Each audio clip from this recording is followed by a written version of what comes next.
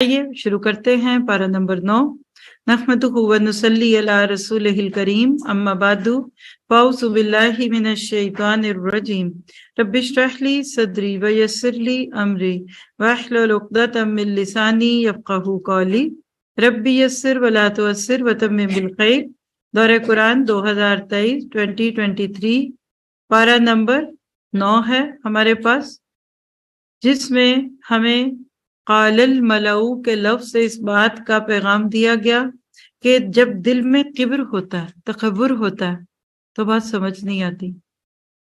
आज इस पारे को जिस थीम पे हम लेकर चलेंगे वो बहुत यूनिक, बहुत खूबसूरत है। और वो क्या है? अज़मत सहाबा क्यों थी? इसलिए कि वो किरदार के गाजी थे, सिर्फ गुफ्तार के नहीं। और आज हमारे इस पारे की जो शख्सियत है वो एक नहीं 313 हैं। बदरी सहाबा 313 सहाबा आज आपके मेरे लिए रोल मॉडल है। आपको उनके नाम पता है? 10 तो उनमें वो हैं जिनको आप अशरा मुबशरा कहते हैं। अबू बकर सिद्दीक, उमर बिन खत्ताब, उस्मान बिन अफ़्फ़ान, अली बिन अबी तालिब, तलहा बिन उबैदुल्लाह, ये मुहाजिर थे। जुबैर बिन अवाम, अब्दुर्रहमान बिन औफ, साद बिन अबी वक्कास, सईद बिन जैद और अबू उबैदा बिन जराह, ये अशरा मुबशरा 10 थे। और अगर किसी को पूरी लिस्ट चाहिए तो वो भी दे सकती। और मैं जब उनकी लिस्ट देख रही थी तो मेरे दिल पे एक अजीब सी रिक्कत आ रही थी। आप देखिए कि चूंकि हर वक्त हमारा भी पढ़ना लिखना और पढ़ाने का काम, साथियों को देखना मिलना, टीमें हैं, अंसारुल्लाह हैं, जिम्मेदारान हैं, प्रोजेक्ट्स हैं, यानी दौड़ धूप पूरा वक्त है जिंदगी में। और इंसान जिन हालात में रहता है, जिन लोगों को देख रहा होता है, वो बिल्कुल उन्हीं जैसा हो जाता है ना। तो मैं बहुत कुछ देखती हूँ कि अल्लाह सुब्हान ताला ने जिन जिन लोगों को दीन के लिए चुना हुआ है ना, वो भी सहाबा की तरह इंसान है। कोई सुपर ह्यूमन नहीं है। कोई अल्लाह ना करे ऐसा भी नहीं है कि सब कुछ छुट छट जाएगा तो दीन पे आएंगे। बच्चों वाले भी हैं, शौहरों वालियां भी हैं, बुजुर्ग भी हैं घरों में, और कुछ अनमैरिड भी हैं, कुछ बड़ी उम्र के भी, हर तरह के लोग हैं। हम ये सोच लेते हैं ना कि नहीं नहीं नहीं, मैं ये नहीं कर सकती, अभी तो मेरे हालात नहीं, वो नहीं, ठीक है, लेकिन ये यकीन रखिए कि आप कर सकते हैं। जो करेंगे वो भरेंगे। मेरे पास पूरी लिस्ट है बुखारी की और बाकी रिवायतों से कई नाम है। बस इस दुआ के साथ, इस ख्वाहिश के साथ इस बात को आगे ले जाऊंगी। और इस मौजू पे हम बात करेंगे सूरत अनफाल के उस मुकाम पे जहां ग़ज़वा बदर का किस्सा शुरू हो रहा है। हमारी सारी स्टोरी ही उनकी है, क्योंकि इस वक्त हम लोग सूरत अल आराफ का वो हिस्सा करने लगे हैं जिसमें पिछली कौमों ने अंबिया कराम को झुटलाया। और ये भी बहुत प्रोफाउंड हिस्सा है, लेकिन जब हम ये सब पढ़ेंगे तो आज आपने इस बात को समझना है कि पिछली कौमों के किस्से पढ़ते हुए तो ऐसे लग रहा है कि उनको बहुत लोगों ने झुटलाया, थोड़े से लोग थे जो मानते थे। तो जहां भी अब किसी नबी का किस्सा आ रहा है, खासतौर पे भी हजरत मूसा का तवील किस्सा आएगा, तो आज आपने इस एंगल से सोचना है कि अल्लाह ने अपने नबी को कितने प्यारे साथी दिए।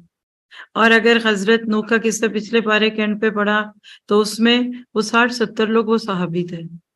और इसके इसी तरह हमने कौम आद और खूद और इसी तरह से कौम समूद, और अब जो हम साले का किस्सा पढ़ेंगे, इस सारे को भी पढ़ते वक्त यही सोचना और गौर करना इस पे कि हर दौर के चुने हुए लोग अपने नबियों के साथ निजात पा गए। वो कश्ती में बिठा दिए गए, उनको जल्जलों से निकाल दिया गया। तो अगर आज के इस दौर में, यानी ये बात आप सबको खुशी देगी इंशाल्लाह, इस दौर में अगर बाहर फितने हैं, परेशानी है, पीछे कोरोना गुजर गया, लॉकडाउन हो गए, एबीसी हो गया, आइसोलेशन हो गई, लेकिन उन लोगों के दिल हमेशा खुश रहे जो कुरान से जुड़े हुए थे।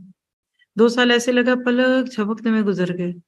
आम दिनों से बहुत ज्यादा काम लिया अल्लाह ने कोरोना के तकरीबन 2 साल में, क्योंकि जिनको काम करना होता है ना वो फारिग नहीं बैठते। और फिर उसमें बहुत सारे लोग सामने भी आ गए। तो हम साहबे कराम के इस मुकाम को कि जो पहली जंग में काम आ गए, अल्लाह ताला ने उनका कैसे तस्करा किया, ये सब किस्सा सारी चीजें पारे के दौरान पढ़ते रहेंगे। लेकिन जो आज की शख्सियात है उन पे बात होगी सूरत अनफाल में। यहाँ आपको आज की दुआ दे दूं जो मैदान बदर की दुआओं में से एक दुआ है।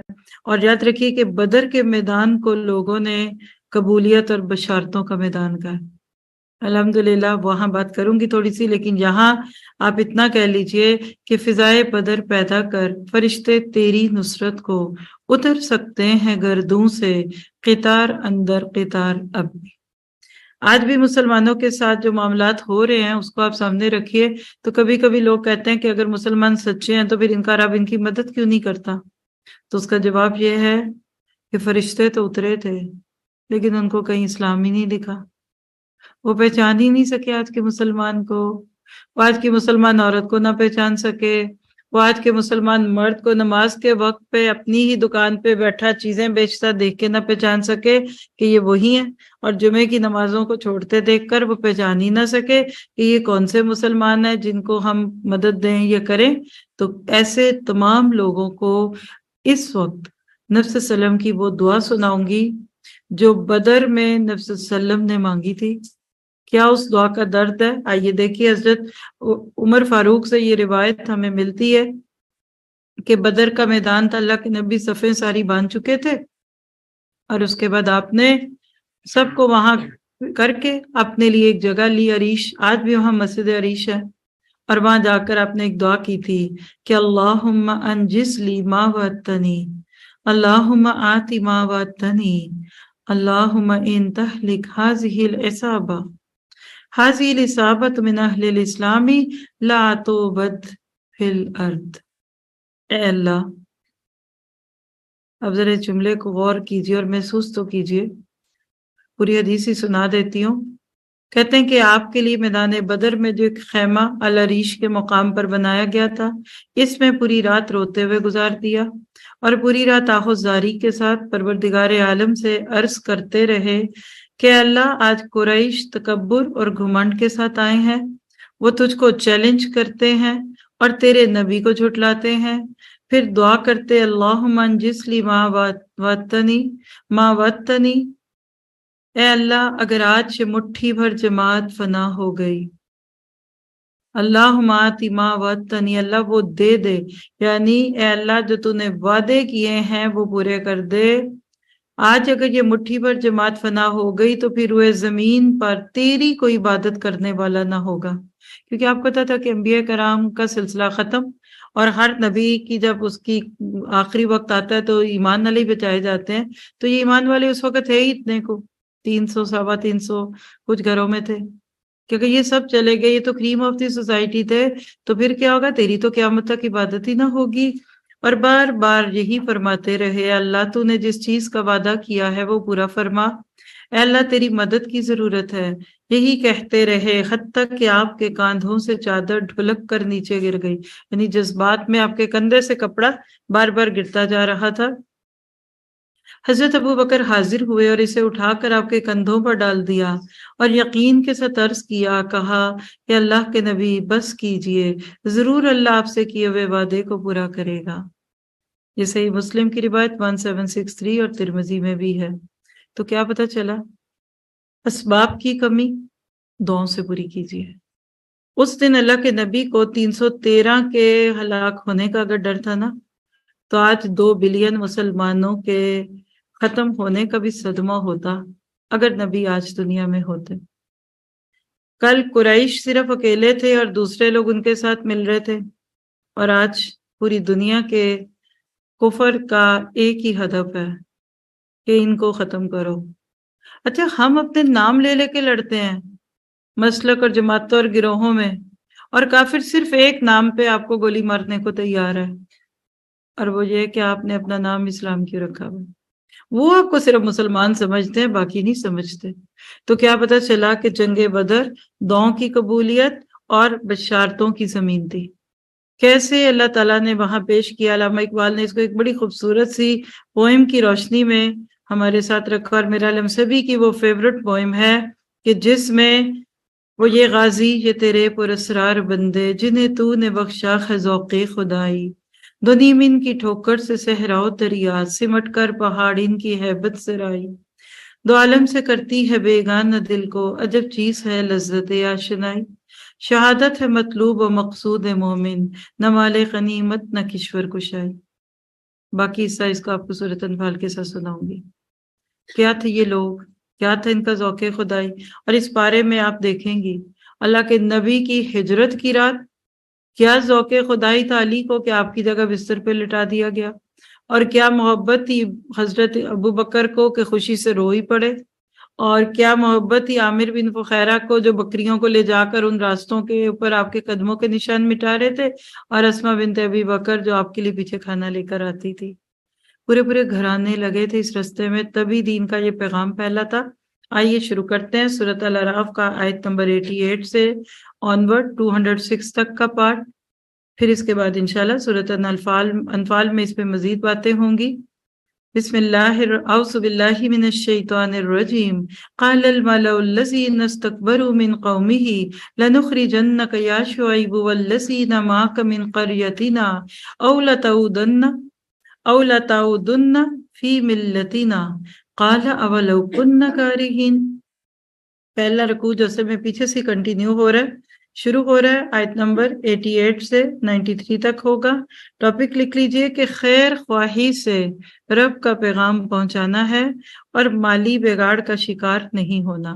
اس قوم کا مسئلہ مال تھا، بزنس مین تھے، کاروباری لوگ تھے، شاید ان کی بھی انٹرسٹ بیس ٹریڈنگ تھی، تجارت تھی.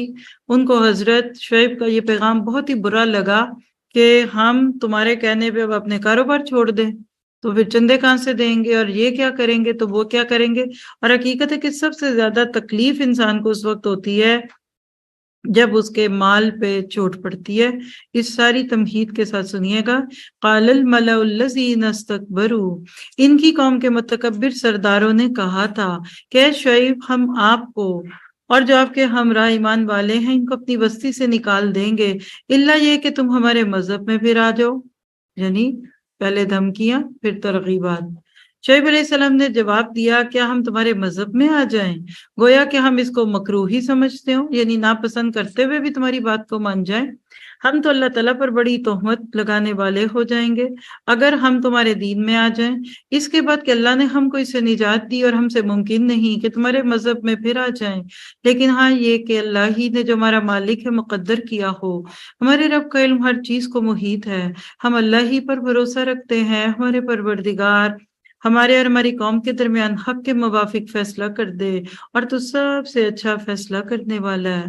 اور ان کی قوم کے کافر سرداروں نے کہا اگر تم شعیب کی راہ پر چلو گے تو بے شک بڑا نقصان اٹھاؤ گے. آج بھی لوگ کہتے ہیں ان مولویوں کی باتوں پہ آ کے کاروبار ختم کر لو گے. بس ان کو زلزلے نے آپ پکڑا، بس وہ اپنے گھروں میں اوندھے کے اوندھے پڑے رہ گئے. جنہوں نے شعیب کی تکذیب کی تھی ان کی حالت یہ ہو گئی جیسے ان کے گھروں میں کبھی بسے ہی نہ تھے، یعنی بالکل نسیہ منسیہ ہو گئے. جنہوں نے شعیب کی تکذیب کی وہ بڑے ہی خسارے میں پڑ گئے. اس وقت شعیب علیہ السلام ان سے منہ موڑ کر چلے گئے. اب یہاں ذرا اس نبی کا بھی درد محسوس کیجیے گا. قوم تباہ ہوئی، نبی وہاں سے نکلے اور فرمانے لگے اے میری قوم، میں نے تم کو اپنے پروردگار کے احکام پہنچا دیے تھے، وما علینا الا البلاغ کا ادا کر دیا تھا، اور میں نے تو تمہاری خیر خواہی کی، پھر میں ان کافر لوگوں پر کیوں رنج کروں. کہہ کیا رہے ہیں کہ رنج کیوں کروں، اور ایک ایک لفظ رنج میں ڈوبا ہوا ہے. نچوڑو تو خون ٹپکے. کیا پتہ چلا کہ درد اور اخلاص کے بغیر دین کا کام نہیں ہوتا. آپ ثواب کی خاطر بھی بہت زیادہ دیر نہیں کام کر سکتے جب تک آپ کے دل میں محبت نہ ہو. آج بھی اگر آپ چاہتے ہیں نا کہ دین کا کام اللہ آپ سے کوئی لے تو پہلے سب سے انسانیت سے محبت کیجیے.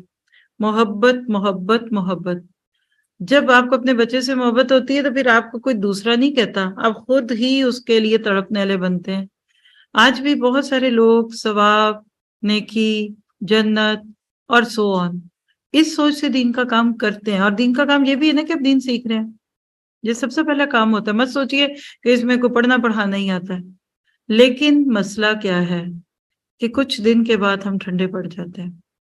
ایک چیز آپ کے میرے دل میں اگر آ گئی نا تو پھر ہم رات اور دن کا فرق نہیں دیکھیں گے. پھر صبح ہے کہ شام ہے، دن میں ایک بار ہے کہ 2 بار ہے کہ 10 بار ہے کہ 12 بار ہے، یا کوئی کر رہا ہے کہ نہیں کر رہا، صرف ہم ہی ہے. وہ ایک ہی سوچ ہے، محبت.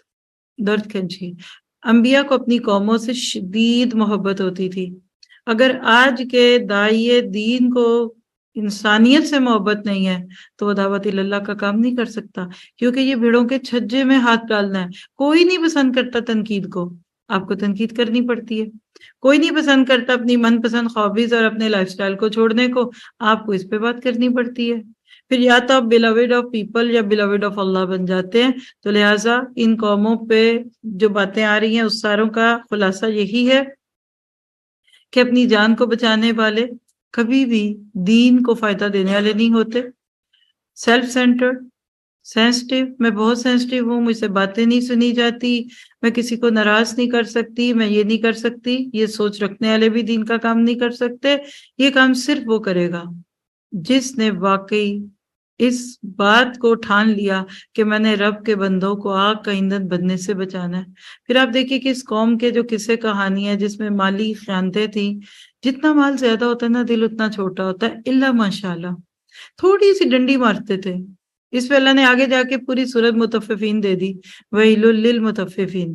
تو انسانوں میں رہتے ہوئے چھوٹی چھوٹی ڈنڈیاں نہ ماریں، حقوق میں اور معاملات میں، اور خاص طور پہ مالی طور پہ ایسی باتوں کا کرنا۔ اللہ تعالیٰ نے یہاں اس رکوع سے جو آپ کو مجھے میسج دیا وہ نوٹ کیجئے گا، یعنی ہمارے عمل کے نقطے کیا ہیں کہ یہاں پہلے رکوع میں 2 گروہ دکھے اور 2 ہی انجام ہیں۔ ایک حق کو قبول کرنے والے اللہ کی رحمت کے مستحق بن گئے، اور دوسرے حق کو قبول نہ کرنے والے وہ عذاب کے مستحق بن گئے۔ اور ادھر سے پتہ چلا کہ ملا، بڑے لوگ، عمرہ اور مشہور لوگ اکثر حق کے مخالف ہوتے ہیں کیونکہ ان کے مفادات پہ چوٹ پڑتی ہے۔ کیا سیکھا؟ اللہ کی رضا پانے والے اعمال میں باطل کو ناپسند کرنا ہے، رب کا پیغام بندوں تک پہنچانا ہے، خیر خواہی کرنی ہے، قافلہ دعوت حق میں استقامت سے لگے رہنا ہے اور دین کا کام کرتے جانا ہے، لوگوں کو سچے دین سے آگاہ کرنا ہے اور تکبر نہیں کرنا۔ آگے رکوع نمبر 2 ہے، آیت 94 سے 99، تقوی اختیار کرنا۔ اس میں آپ کو مختلف قسم کی چیزیں دکھیں گی اوورال، جس کی ہر دور میں ضرورت ہوتی ہے۔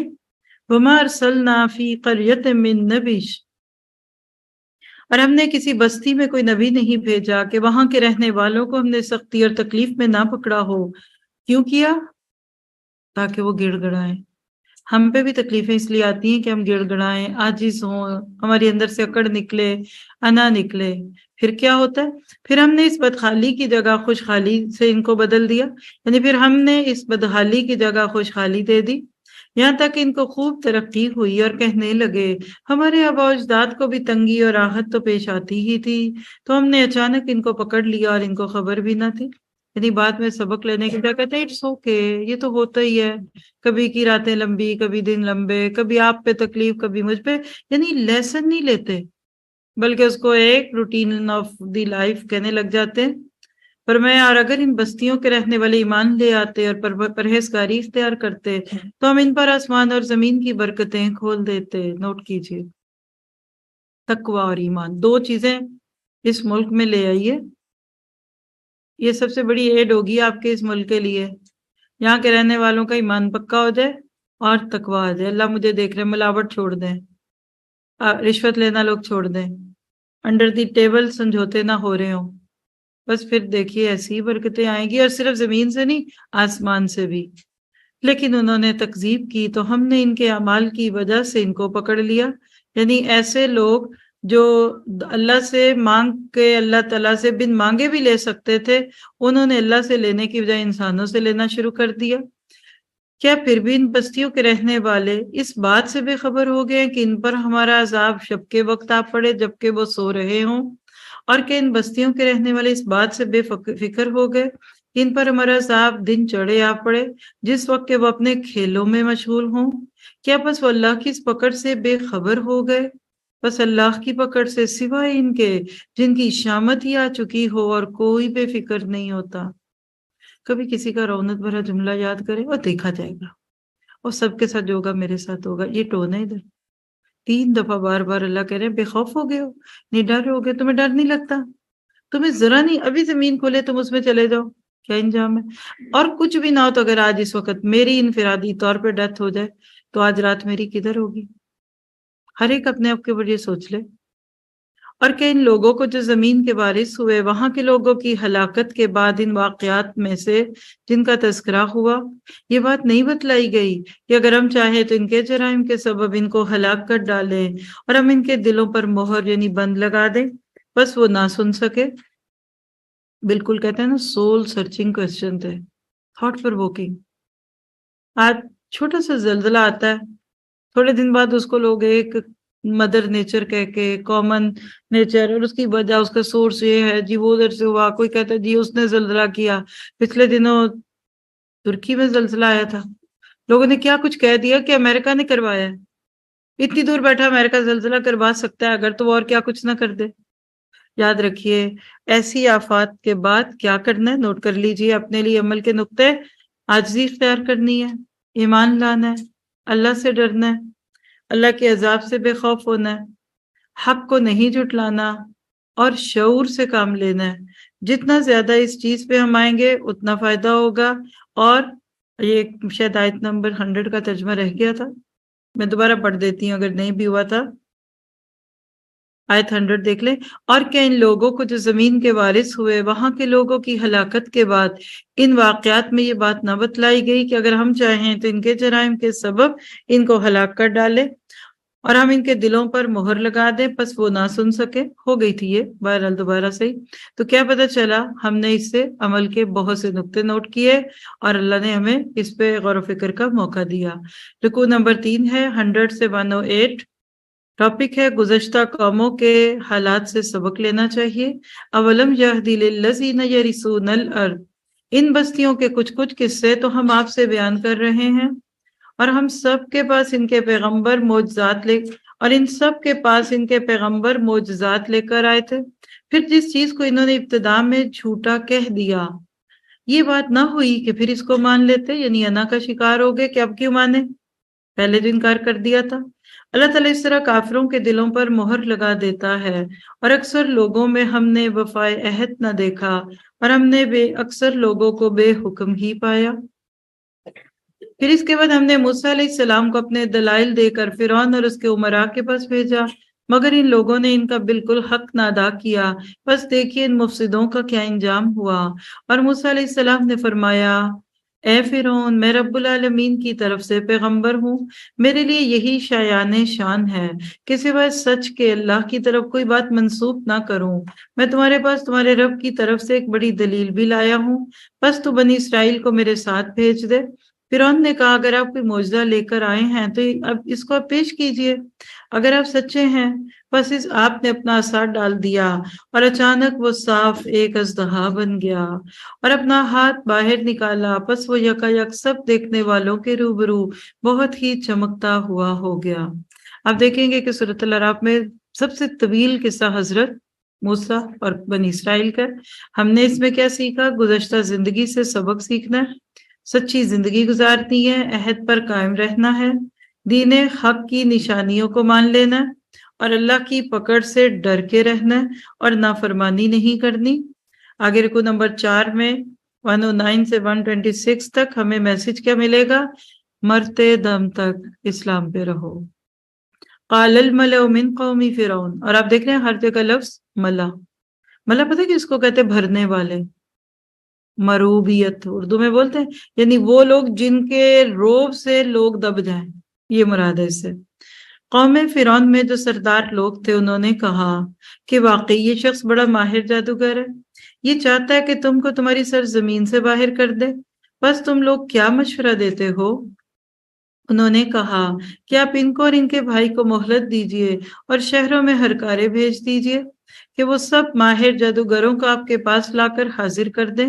اور وہ جادوگر فرعون کے پاس حاضر ہوئے, کہنے لگے اگر ہم غالب آ گئے تو ہم کو کوئی بڑا صلہ ملے گا نا. یہ دیکھیے ابھی اسلام نہیں آیا نا, تو لالچ ہے, مالی فائدے, دنیا کی چیزیں, ہمیں ملے گا کیا.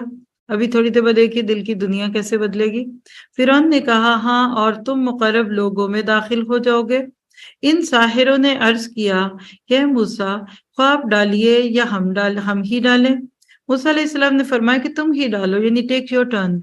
پھر جب انہوں نے ڈالا تو لوگوں کی نظر بندی کر دی، یعنی جادو کے زور سے ان کی نظر کو بدل دیا اور ان پر ہیبت غالب کر دی اور ایک طرح کا بڑا جادو دکھایا، اور ہم نے موسیٰ علیہ السلام کو حکم دیا کہ اپنا عصا ڈال دیجئے، بس عصا کا ڈالنا تھا کہ اس نے ان کے سارے بنے بنائے کھیل کو نگلنا شروع کر دیا، بس حق ظاہر ہو گیا اور انہوں نے جو کچھ بنایا تھا سب جاتا رہا۔ بس جو لوگ اس موقع پر ہار گئے اور خوب ذلیل ہو کر پھرے، بس وہ لوگ اس موقع پر ہار گئے اور خوب ذلیل ہو کر پھرے، اور جو ساحر تھے وہ سجدے میں گرا دیے گئے، کہنے لگے آمنا برب العالمین، ہم ایمان لائے رب العالمین پر۔ کون سا ربی؟ موسیٰ و ہارون، جو موسیٰ اور ہارون کا رب بھی ہے۔ فرعون کہنے لگا تم موسیٰ پر ایمان لائے ہو بغیر اس کے کہ میں تم کو اجازت دوں؟ بے شک یہ سازش تھی جس پر تمہارا عمل درآمد ہوا۔ دیکھیں اپنی ساتھیوں پہ شک کر ہے، اور یہ اب گویا کہ فرعون سے اجازت لیے بغیر کوئی اسلام نہ لائے، یعنی کوئی ریلیجس فریڈم نہیں تھی اس کے دور میں، مذہبی طور پہ لوگوں کو آزادی نہیں دینا پسند کرتا تھا۔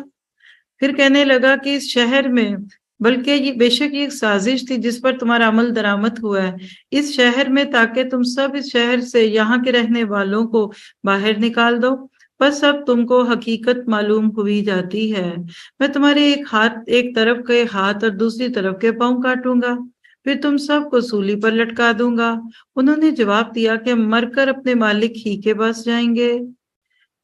یہ دیکھیے وَمَا تَنْقِمُ مِنَّا إِلَّا أَنْ آمَنَّا بِرَبِّي بِآيَاتِ رَبِّنَا لَمَّا جَاءَتْنَا، کیسے دل کی دنیا بدل رہی ہے، اور کیا بولتے ہیں ربنا افرغ علینا صبرا وتوفنا مسلمین۔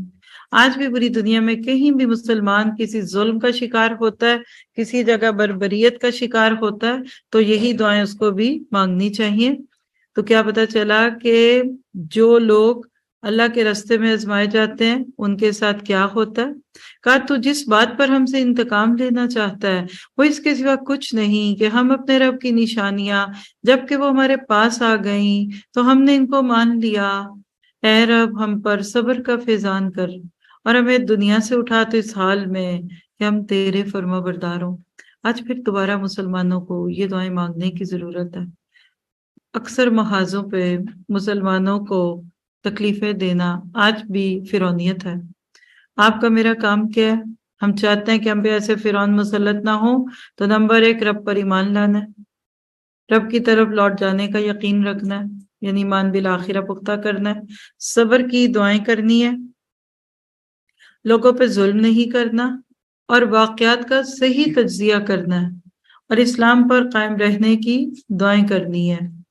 اللہ ہمیں اس کی توفیق دے اور ہماری نسلوں کو بھی ظلم سے بچائے اور مظلوم ہونے سے بھی بچائے۔ آگے رکو نمبر 5 127 سے 129، اللہ سے ڈر کے رہنا ہے۔ وقال الملأ من قوم فرعون، اور قوم میں فرعون کے سرداروں نے کہا کہ آپ موسیٰ اور اس کی قوم کو یوں ہی رہنے دیں گے کہ وہ ملک میں فساد کرتے پھریں اور آپ کو اور آپ کے معبودوں کو ترک کیے رہیں؟ فرعون نے کہا ہم ابھی ان لوگوں کے بیٹوں کو قتل کرنا شروع کر دیں گے اور عورتوں کو زندہ رہنے دیں گے، اور ہم کو ان پر ہر طرح کا زور ہے۔ دیکھیے دولت کا اور کہہ لیجیے کہ عہدے کا، حکومت کا نشہ بول رہا ہے۔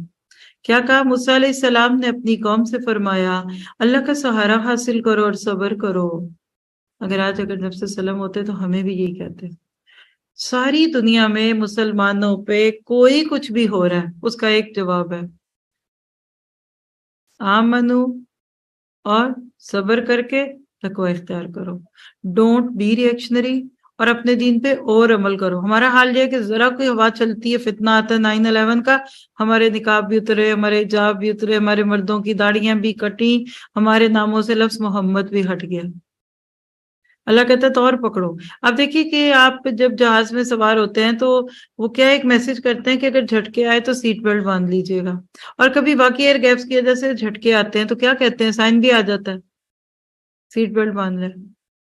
آپ کہتے ہیں نہیں میں سیٹ پہ اٹھ کے کھڑا ہو کے بھاگوں گا۔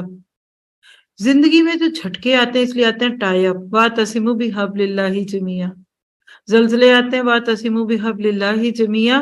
تو یہ نبیوں کا ہر دور میں پیغام تھا کہ اللہ کا سہارا حاصل کرو، ٹرسٹ آن اللہ، اور صبر کرو، بی پیشنٹ، تکبر نہ کرو اور ریئیکشنری نہ بنو۔ یہ زمین اللہ تعالیٰ کی ہے، اپنے بندوں میں سے جس کو چاہے وہ مالک بنا دے، اور آخر کامیابی انہی کی ہوتی ہے جو اللہ سے ڈرتے ہیں۔ قوم کے لوگ کہنے لگے ہم تو ہمیشہ ہی مصیبت میں رہے۔ دیکھیے نا شکرہ بند، آپ کی تشریف آوری سے قبل بھی اور آپ کی تشریف آوری کے بعد بھی۔ یہ کس چیز طرف اشارہ ہے؟ بیٹوں کے ذبح پہ فرعون نے 2 دفعہ آرڈیننس پاس کیا تھا کہ بنی اسرائیل جو اس دور کے مسلمانوں کے بچوں کو ذبح کر دو اور بیٹوں کو مار دو، بیٹیاں چھوڑ دو، اس کی طرف اشارہ ہے۔ تو قومیں دل سے جب قدر نہیں کرتی نا نبیوں کی تو ایسے جملے منہ سے نکلتے۔ آج بھی آپ مجھ سے جتنا مرضی کہ ہم آپ کی بڑی عزت کرتے، ہم آپ سے بڑا پیار کرتے، لیکن آپ کے اندر کے وہ آپ کے ایٹیچیوڈ، آپ کے رویے اور آپ کی باتوں سے پتہ چل جاتا ہے۔ بالکل یہی بات تھی۔ تو موسیٰ علیہ السلام نے کیا کہا؟ موسیٰ علیہ السلام نے فرمایا بہت جلد اللہ تمہارے دشمن کو ہلاک کرے گا اور بجائے ان کے تم کو اس سرزمین کا خلیفہ بنا دے گا، پھر تمہارا طرز عمل دیکھے گا۔ اس کو نوٹ کیجئے۔ دوسروں پہ ہم تنقید بہت کرتے ہیں، بڑی آسان ہوتی ہے، یہ نہیں ہوا وہ نہیں ہوا۔ کچھ لوگوں کو گھریلو معاملات میں بھی تنقید کی عادت ہوتی ہے، کچھ ساسوں کو بہوؤں کا کھانا اچھا نہیں لگ رہا ہوتا، کچھ بیٹیوں کو ماؤں کا، ماؤں کو بیٹیوں کا، انہیں کہ بیٹا کل سے آپ پکائیے، سب ٹھیک ہو جائے گا۔ پھر وہ کہیں گے نہیں نہیں بہت اچھا بنا ہوا ہے۔ تنقید کرنا دنیا کا سب سے آسان اور فیوریٹ کام ہے لوگوں کا۔ اللہ کہتا ہے ابھی تو وہ کر رہے تھے نا، اور جب تمہیں موقع ملے گا پھر تمہارا طرز عمل دیکھے گا۔ برصغیر پاک و ہند میں ہم بھی یہی کہتے رہے، زمین کا ایک ٹکڑا مل جائے تو ہم یہ کر دیں گے، ہم وہ کر دیں گے، اور اللہ 70+ سالوں سے دیکھ رہا ہے کہ تمہارا عمل کیا۔ تم نے ابھی تک اپنا لا نہیں بنایا، تم نے اس پہ عمل کہاں سے کرانا ہے؟ تو کیا سیکھا اس رکوع میں سے؟ اللہ سے مدد مانگنا ہے، کامیابی کی امید اللہ سے رکھنی ہے، صبر کرنا ہے اور دین اسلام کے خلاف سازش نہیں کرنی، نصیحت حاصل کرنی ہے اور اللہ سے ڈر کے رہنا ہے۔ آگے رکوع نمبر 6 آیت 130 سے 141، نصیحت حاصل کرنا ہے، یعنی اس میں اللہ سبحانہ تعالیٰ ہمیں مختلف طریقے سے جو چیزیں دکھا رہے ہیں ان کو سامنے رکھتے ہوئے اپنے لیے عمل کے نقطے بھی لینے ہیں۔ وَلَقَدْ أَخَذْنَا آلَ فِرْعَوْنَ بِالسِّنِينَ، اور ہم نے فرعون والوں کو مبتلا کیا قحط سالی میں اور پھلوں کی کم پیداواری میں، تاکہ وہ نصیحت قبول کر لیں۔ بس جب ان پر خوشحالی آ جاتی تو کہتے یہ تو ہمارے لیے ہونا ہی چاہیے تھا۔ سوچئے، اور اگر ان کو کوئی بدحالی پیش آ جاتی تو موسیٰ علیہ السلام اور ان کے ساتھیوں کی نحوست قرار دیتے۔ نعوذ باللہ۔ آج بھی لوگ کرتے ہیں ایسا رویہ دین کے نام پہ۔ یاد رکھو ان کی نحوست اللہ کے پاس ہے، لیکن ان میں سے اکثر لوگ نہیں جانتے، اور یوں کہتے ہیں کیسی ہی بات ہمارے سامنے لاؤ کہ اس کے ذریعے سے ہم پہ جادو چلاؤ۔ ہم بھی جب بھی ہم تمہاری بات ہرگز نہ مانیں گے۔ پھر ہم نے ان پر طوفان بھیجا اور ٹڈیاں اور گھن کا کیڑا اور مینڈک اور خون، کہ یہ سب کھلے معجزے تھے، بس وہ تکبر کرتے رہے اور وہ لوگ تھے ہی جرائم پیشہ۔ اور جب کوئی عذاب ان پر واقع ہوتا تو یوں کہتے کہ اے موسیٰ، ہمارے لیے اپنے رب سے اس بات کی دعا کیجیے جس کا اس نے آپ سے وعدہ کر رکھا ہے، عہد کر رکھا ہے۔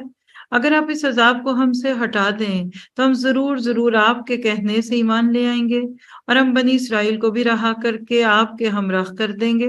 پھر جب ان سے وہ عذاب کوئی خاص وقت تک کے لیے جو ان کو پہنچتا تھا ہٹا دیتے تو وہ فوراً ہی عہد شکنی کرنے لگتے۔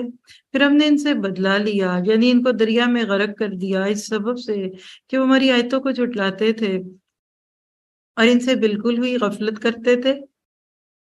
اور ہم نے ان لوگوں کو جو کہ بالکل کمزور شمار کیے جاتے تھے اس سرزمین کے پورب پچھم کا مالک بنا دیا، جس میں ہم نے برکت رکھی ہے، اور آپ کے رب کا نیک وعدہ بنی اسرائیل کے حق میں ان کے صبر کی وجہ سے پورا ہو گیا۔ اور ہم نے فرعون کے اور اس کی قوم کے خود بنائے ہوئے یعنی ساختہ پرداختہ کارخانوں کو اور جو کچھ وہ اونچی اونچی عمارتیں بنواتے تھے سب کو درہم برہم کر دیا۔ اور ہم نے بنی اسرائیل کو دریا سے پار اتار دیا۔ پھر ان لوگوں کا ایک قوم پر گزر ہوا جو اپنے چند بتوں سے لگے بیٹھے تھے، کہنے لگے اے موسیٰ، ہمارے لیے بھی ایک معبود مقرر کر دیجئے جیسے ان کے لیے یہ معبود ہے۔ آپ نے فرمایا واقعی تم لوگوں میں بڑی جہالت ہے، یہ لوگ جس کام میں لگے ہیں یہ تباہ کر دیا جائے گا، اور ان کا یہ کام محض بے بنیاد ہے۔ فرمایا کہ اللہ کے سوا اور کسی کو تمہارا معبود بنا دوں، حالانکہ اس نے تم کو تمام جہان والوں پر فوقیت دی۔ دیکھیے کتنی اجڑ قوم ہے. اللہ نے جیتے جاگتے خدائی کے دعوے دار انا ربکم الاعلی کے کہنے والے فرعون کو ڈبویا. شکر نہیں کرنا تھا کہ آزاد ہوئے؟ کہہ رہے ہیں اب ہمارے لیے بھی ایک پتھر کا اور سونے کا بت بنا دو. صحیح کہا علامہ اقبال نے کہ غلامی میں بدل جاتا ہے قوموں کا کیا بدلتا ہے؟ ضمیر بدل جاتا ہے. اللہ ہمیں بھی بچا کے رکھے. حضرت موسیٰ کو حیرت ہو رہی ہے کہ تم کتنے جاہل ہو. یہاں سے دیکھیے کہ مسلمان گروہ جب ایسی خواہشات کرے تو غیر مسلم سے آپ کیا امید رکھیں گے. اور وہ وقت بھی یاد کرو جب ہم نے تم کو فرعون والوں سے بچا لیا جو تم کو بڑی سخت تکلیفیں پہنچاتے تھے، تمہارے بیٹوں کو قتل کر ڈالتے تھے اور تمہاری عورتوں کو زندہ چھوڑ دیتے تھے، اور اس میں تمہارے پروردگار کی طرف سے بہت بھاری آزمائش تھی. تو 137 سے کیا پتہ چلا کہ فرعون جاہد نصب اور تکبر کی علامت ہے. ادھر اس کا غرق کیا جانا اللہ کی قدرت کامل کی علامت ہے. یعنی اللہ ہر دور کے بڑے سے بڑے خود کو بڑی طاقت کہنے والے کو بھی ایک لمحے میں نیست و نابود کر سکتے ہیں. اب ذرا سوچیے دریا میں راستہ بننا کوئی چھوٹی بات ہے؟ تو وہ رب جو بچے کے دنیا میں آنے کا راستہ بنا سکتا ہے اس کے لیے فرعون کے ڈبونے کے لیے سمندر میں راستہ کیوں نہیں بن سکتا؟ اسی طرح سے پتہ چلا کہ کمزوروں کو سرزمین کا مالک بنا دینا اللہ تعالیٰ کے انصاف کی علامت ہے. پھر اسی طرح آپ دیکھیے کہ آیت 140 سے 141 میں ہمیں ماضی کی باتیں بتا کر ایک یاد دہانی کی گئی کہ تمام جہانوں پہ اگر ان کو فوقیت دی تھی تو اے مسلمانوں آج تمہیں بھی دی ہوئی ہے. اللہ کے سوا دوسروں کو معبود نہ بنانا اگر ان کو کہا تھا تو تمہیں بھی آج یہی پیغام ہے. کل ان کو فرعون کے ظلم سے نجات دلائی تھی، تمہیں بھی ہم نے یہ ملک آزاد کر کے دے دیا، اب اپنے حصے کے کام کرو. کیا سیکھا؟ اللہ کی رضا پانے والے کاموں میں اللہ تعالیٰ کی طرف سے آزمائشوں سے سبق سیکھنا ہے. اللہ چاہے تو کمزور لوگوں کو مالک بنا دیتا ہے. صبر سے کام لینے والے ہی کامیاب ہوں گے. اور جہالت کی باتیں نہیں کرنی، تکبر نہیں کرنا، اور اقوام پر فضیلت ملے تو شکر گزاری کا رویہ اختیار کرنا ہے. اللہ ہمیں اس کی توفیق دے. اب دیکھ رہے ہیں کہ حضرت موسیٰ کی پوری لائف ہسٹری پڑھ رہے ہیں. پہلے یہ اور بالکل ترتیب ہے، آگے سورہ قصص اور طٰہٰ میں، سورہ شورا میں، شورا میں بہت جگہ آئے گا، لیکن یہاں آپ ہر رکوع میں ایک اینگل دیکھ رہے ہیں، ایک باب ختم تو دوسرا. اب فرعون ڈوب گیا، بنی اسرائیل جو فرعون کی غلامی میں آ کے مردہ ضمیر ہو چکی تھی، اب موسیٰ علیہ السلام کی زندگی کا دوسرا مشن شروع ہوتا ہے.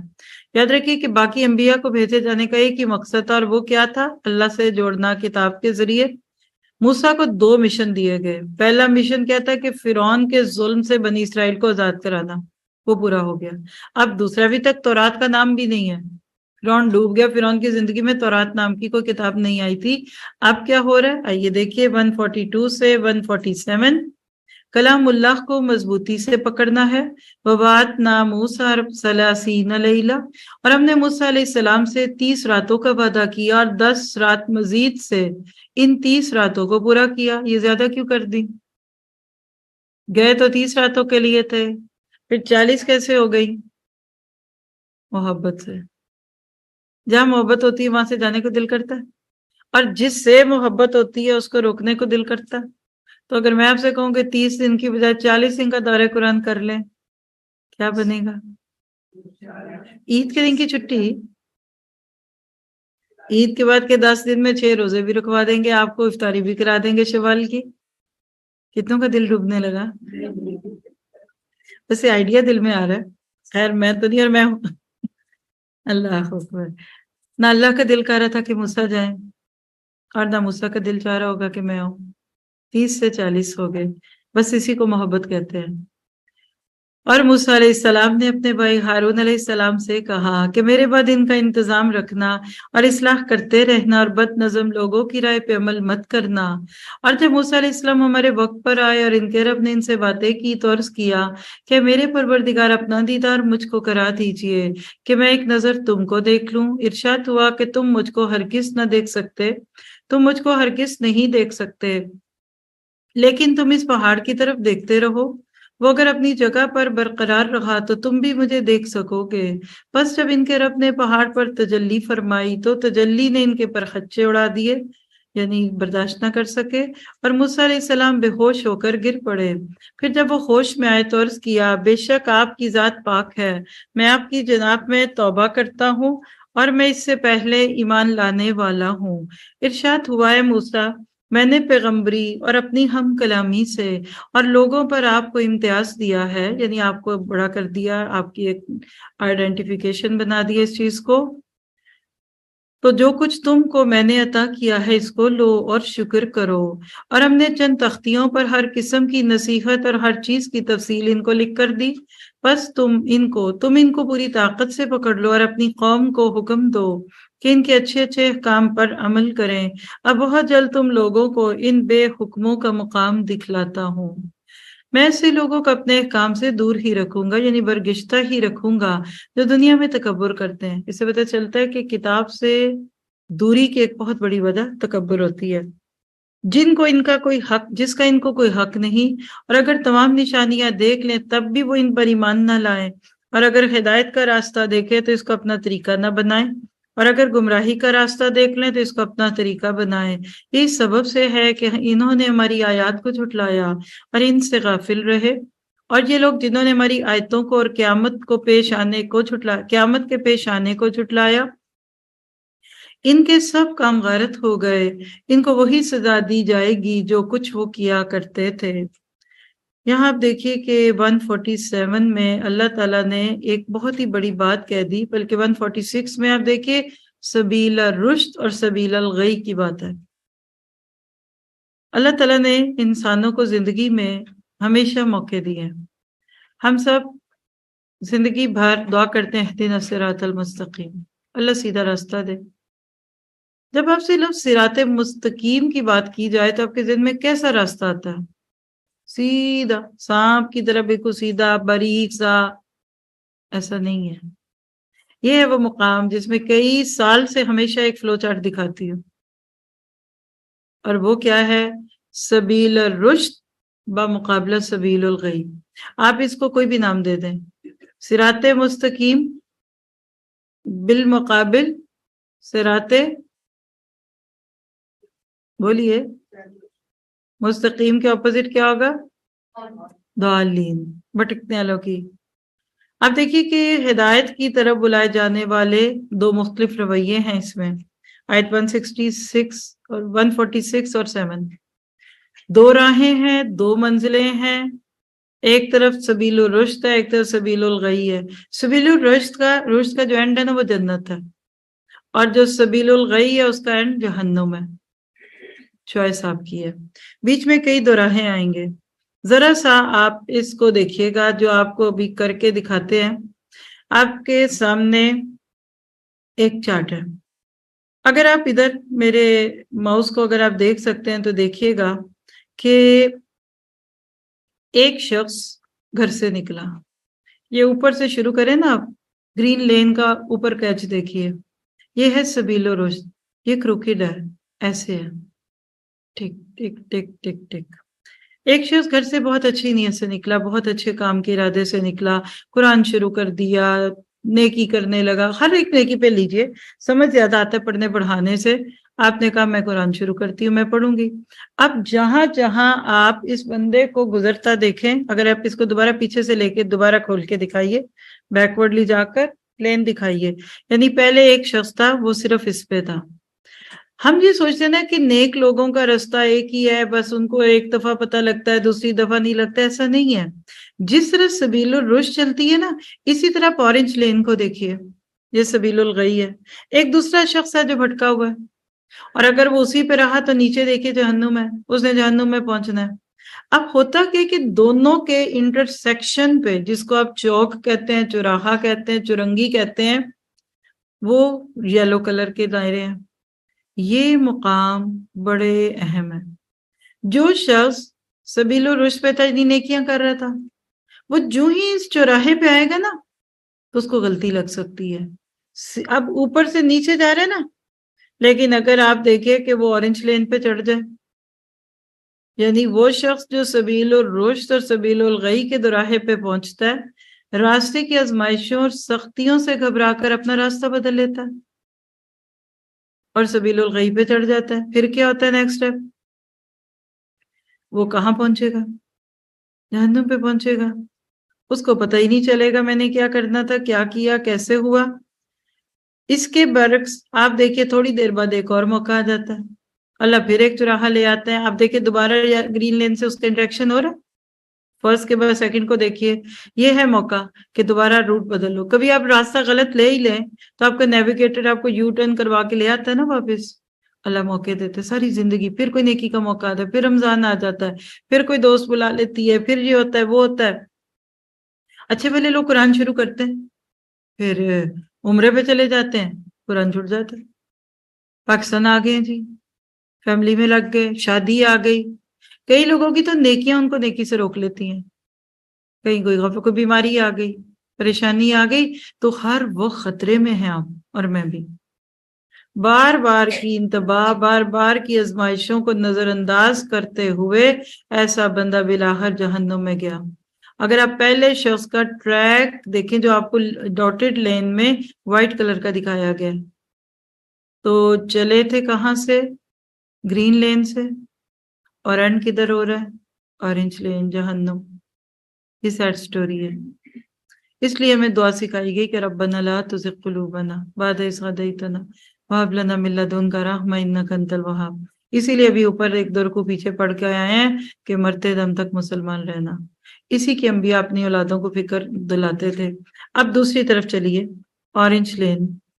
آپ کے خیال میں ایک شخص غلط کام کرتا ہے، شرابی، کبابی، جو بھی، بھنگی، چرسی، اب وہ جب اورنج لین کے تھرو گرین لین سے ٹکرایا، آزمائش آ گئی، کوئی نہ کوئی مسئلہ بن کو، اچھا دوست مل گیا، بیماری آ گئی، کوئی نعمت مل گئی شکرانے کی۔ آپ دیکھیے کہ ڈاٹڈ لین میں پیچ کلر سے یعنی یلو سی لین کے اوپر نیچے اورنج پہ نہیں گیا، گرین پہ چڑھ گیا۔ اب گرین پہ چڑھا گیا، تھوڑی دیر اسی پہ رہتا ہے، پھر رستے میں آزمائش آئی، پھر آزمائش آئی، کچھ عرصے بعد دوسرے چوراہے پہ آ گیا۔ اس نے کہا نہیں، اب میں نے پکڑ لیا، اب میں نہیں چھوڑوں گا۔ اور ہوتے ہوتے مستقل مزاجی اور اللہ کی مدد اور اس کی رحمت سے بالآخر اپنی حقیقی منزل یعنی جنت میں پہنچ گیا۔ اگر سفر کے آغاز میں دیکھیے تو یلو لین سبیل الغی پہ تھی، اور اینڈ پہ کدھر پہنچی؟ جنت پہ۔ اللہ سے دعا کریں میرے، آپ اور ہماری نسلوں کے ساتھ ایسا ہو۔ جہاں سے بھی دین کا سفر جوائن کرتے ہیں نا، کر لیا کریں، اللہ تعالیٰ آپ کا اینڈ اچھا کر دے گا۔ کچھ لوگوں کا شروع کا حصہ کچھ چھوٹ جائے، کہتے نہیں اب تو ہم چھوڑ چکے۔ اگر آپ کی کوئی دوستیں، سہیلیاں، فرینڈز ابھی شروع کے پارے نہیں سن سکے نا، آپ ان کو کل سے اگلے پارے 10ویں پارے پہ بلائیں، کل کا پارا بھی بڑا اہم ہے، ایک نیا باب شروع ہوگا قرآن کا وہاں سے۔ شرط ایک ہے کہ آپ نیت رکھیں کہ اللہ میں نے محبت سے بلانا ہے، جہاں سے شروع کرو گے اینڈ جنت ہی ہوگا۔ آپ نے دیکھا پہلا موڑ، دوسرا موڑ، جہاں سے بھی کچھ اڑے گا اینڈ پہ تو اسی پہ آئے گا نا۔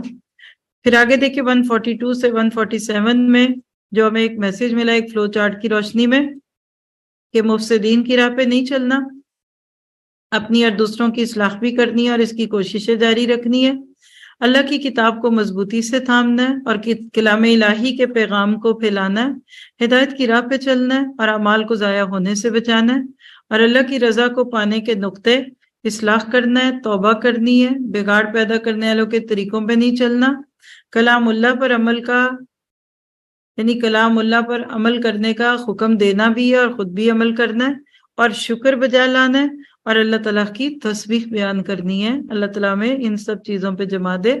آگے ہے رکوع نمبر 8 آیت 148 سے 151، اللہ سے بخشش اور رحمت کی دعائیں۔ وَاتَّخَذَ قَوْمُ مُوسَىٰ مِن بَعْدِهِ، اور موسیٰ علیہ السلام کی قوم نے ان کے بعد اپنے زیوروں کا ایک بچڑا معبود ٹھہرا لیا، جو کہ قالب یعنی جسم کی شکل میں تھا، جس میں ایک آواز تھی۔ کیا انہوں نے یہ نہ دیکھا کہ وہ ان سے بات نہیں کرتا تھا اور نہ کوئی راہ بتاتا تھا؟ اس کو انہوں نے معبود قرار دیا اور بڑی بے انصافی کا کام کیا، اور جب نادم ہوئے اور معلوم ہوا کہ واقعی وہ لوگ گمراہی میں پڑ گئے تھے تو کہنے لگے، اگر ہمارا رب ہم پر رحم نہ کرے اور ہمارا گناہ معاف نہ کرے تو ہم تو بالکل ہی گزر جائیں گے، یعنی گئے گزرے ہو جائیں گے۔ اور جب موسیٰ علیہ السلام اپنی قوم کی طرف واپس آئے، غم، غصے اور رنج میں بھرے ہوئے، یعنی موسیٰ نے شرک کی بات سن لی تھی کہ قوم تو پیچھے سے شرک کا شکار ہو گئی، تو اس سے ان کو غصہ بھی آیا اور غم بھی آیا، اور یہ عین ایمان کی علامت ہے۔ فرمایا کہ تم نے میرے بعد یہ بڑی بری جانشینی کی کہ اپنے رب کے حکم سے پہلے ہی تم نے جلد بازی کر لی اور جلدی سے تختیاں ایک طرف رکھی اور اپنے بھائی کا سر پکڑ کر ان کو اپنی طرف گھسیٹنے لگے۔ ہارون علیہ السلام نے کہا کہ میرے ماں جائے، یعنی میرے بھائی، ان لوگوں نے مجھ کو بے وقت سمجھا اور قریب تھا کہ مجھ کو قتل کر ڈالے، تو مجھ پر دشمنوں کو مت ہنسواؤ اور مجھ کو ان ظالموں کے ذیل میں شامل مت کرو۔ کیا پتہ چلا کہ جب بھائی بھائی سے اور مسلمان سے لڑتا ہے تو دشمن خوش ہوتے ہیں۔ موسیٰ علیہ السلام نے کہا میرے رب میری خطا معاف فرما اور میرے بھائی کی بھی، اور ہم دونوں کو اپنی رحمت میں داخل فرما، تو سب رحم کرنے والوں سے زیادہ رحم والا ہے۔ کیا پتہ چلا؟ اللہ سے دعائیں کرنی ہے، گمراہی سے بچنا ہے، جلد بازی نہیں کرنی، اللہ کے رحم کی امید رکھنی ہے، غلطیوں پر توبہ کرتے رہنا ہے، ظلم نہیں کرنا تاکہ اللہ کی رضا کو پا سکے۔ آگے ہے رکوع نمبر 9 152 سے 157، رسول کے مشن میں مدد کرنا۔ بہت ہی پیاری آیات ہے۔ اللہ کے نبی کا جو اصل مقام ہے نا، وہ ان آیات میں ہم انشاءاللہ سیکھیں گے اور دیکھیں گے اس کو۔ ان الذین اتخذوا العجل سینالہم، بے شک جن لوگوں نے گائے کے بچڑے کی پرستش کی، یعنی اس کی پوجا کی، ان پر بہت جلد ان کے رب کی طرف سے غضب اور ذلت اس دنیا کی زندگی میں بھی پڑے گی، اور ہم جھوٹی تہمت لگانے والوں کو ایسی سزا دیا کرتے ہیں۔ اور جن لوگوں نے گناہ کے کام کیے اور پھر اس کے بعد توبہ کر لیں اور ایمان لے آئیں، تو تمہارا رب اس توبہ کے بعد گناہ معاف کر دینے والا، رحمت کرنے والا ہے۔ اور جب موسیٰ علیہ السلام کا غصہ چلا گیا تو ان تختیوں کو اٹھا لیا اور اس کے مضامین میں ان لوگوں کے لیے جو اپنے رب سے ڈرتے تھے ہدایت اور رحمت تھی۔ آپ دیکھیے تورات کا کیا نصیب ہے، پیدا ہوتے ہی ٹوٹ گئی، بعد میں قوم نے تو جو اس کے حصے بکھرے کیے وہ کیے۔ دوسری بات پتہ چلتی ہے کہ غصہ آ جائے تو اس کو جانے دینا چاہیے۔ غصہ آ جانا کوئی بڑی بات نہیں ہے، لیکن غصہ رہنا نہیں چاہیے۔ اور پتہ بھی کیا چلا کہ ہدایت ان کو ملے گی جو اللہ سے ڈریں گے، اور رحمت بھی۔ اور موسیٰ علیہ السلام نے 70 آدمی اپنی قوم میں سے ہمارے وقت معین کے لیے منتخب کیے، بس جب ان کو زلزلے نے آ پکڑا تو موسیٰ علیہ السلام عرض کرنے لگے اے میرے پروردگار، اگر تجھ کو یہ منظور ہوتا تو اس سے قبل ہی ان کو اور مجھ کو ہلاک کر دیتا۔ کیا تو ہم میں سے چند بیوقوفوں کی حرکت پر سب کو ہلاک کر دے گا؟ یہ واقعہ محض تیری طرف سے امتحان ہے، ایسے امتحانات سے جس کو تو چاہے گمراہی میں ڈال دے اور جس کو چاہے ہدایت پہ قائم رکھے۔ تو ہی ہمارا کارساز ہے، بس ہم پر مغفرت اور رحمت نازل فرما، اور تو سب معافی دینے والوں سے زیادہ اچھا ہے۔ اور ہم لوگوں کے نام دنیا میں بھی نیک حالی میں لکھ دے، اور آخرت میں بھی ہم تیری طرف رجوع کرتے ہیں۔ اللہ تعالیٰ نے فرمایا میں اپنا عذاب اسی پہ واقع کرتا ہوں جس پر چاہتا ہوں، اور میری رحمت تمام اشیاء پر محیط ہے۔ تو وہ رحمت ان لوگوں کے نام ضرور لکھوں گا جو اللہ سے ڈرتے ہیں اور زکوٰۃ دیتے ہیں اور جو ہماری آیتوں پر ایمان رکھتے ہیں۔ یہاں آپ نے نوٹ کیا، اکثر ہم کہتے ہیں اللہ اپنا رحم کرے گا، اللہ بڑا غفور الرحیم ہے۔ یہ آیت اس بات کی دلیل ہے کہ اللہ کی رحمت کس پہ آتی ہے؟ جو اللہ سے ڈرتا ہے، زکوٰۃ دیتا ہے اور آیتوں پہ ایمان لاتا ہے۔ جو لوگ ایسے رسول نبی امی کا اتباع کرتے ہیں جن کو وہ لوگ اپنے پاس تورات اور انجیل میں لکھا ہوا پاتے ہیں، وہ ان کو نیک باتوں کا حکم دیتے ہیں اور بری باتوں سے منع کرتے ہیں، اور پاکیزہ چیزوں کو حلال بتاتے ہیں اور گندی چیزوں کو ان پر حرام فرماتے ہیں، اور ان لوگوں پر جو بوجھ اور توقت ان کو دور کرتے ہیں۔ بس جو لوگ اس نبی پر ایمان لاتے ہیں اور ان کی حمایت کرتے ہیں اور ان کی مدد کرتے ہیں اور اس نور کا اتباع کرتے ہیں جو ان کے ساتھ بھیجا گیا، ایسے لوگ پوری فلاح پانے والے ہیں۔ یہ 157 بہت ہی خوبصورت آیت ہے۔ اس کے بارے میں ایک روایت بھی آتی ہے، عطا بن جسار کہتے ہیں کہ میں نے عبداللہ بن عمر سے پوچھا کہ اللہ کے نبی کی جو صفتیں تورات میں ہوں وہ مجھے بتاؤ، تو انہوں نے فرمایا ہاں واللہ آپ کی صفتیں تورات میں ہیں جو قرآن میں بھی ہیں کہ نبی ہم نے آپ کو گواہ اور خوشخبری سنانے والا اور آگاہ کرنے والا اور ان پڑھوں کو گمراہی سے بچانے والا بنا کر بھیجا۔ آپ میرے بندے اور رسول ہیں، آپ کا نام متوکل ہے، آپ بدگو اور بدخلق نہیں ہیں، اللہ تعالیٰ آپ کو قبض نہ کرے گا جب تک کہ آپ کی وجہ سے لوگوں کی زبان سے لا الہ الا اللہ کہلوا کر ٹیڑھے دین کو درست نہ کر دے، بند دلوں کو کھول دے، بہرے کانوں کو سننے والا بنا دے گا، اندھی آنکھوں کو دیکھتی کر دے گا۔ یعنی پچھلی کتابوں میں بھی ہمارے نبی کی خوبیاں موجود تھی۔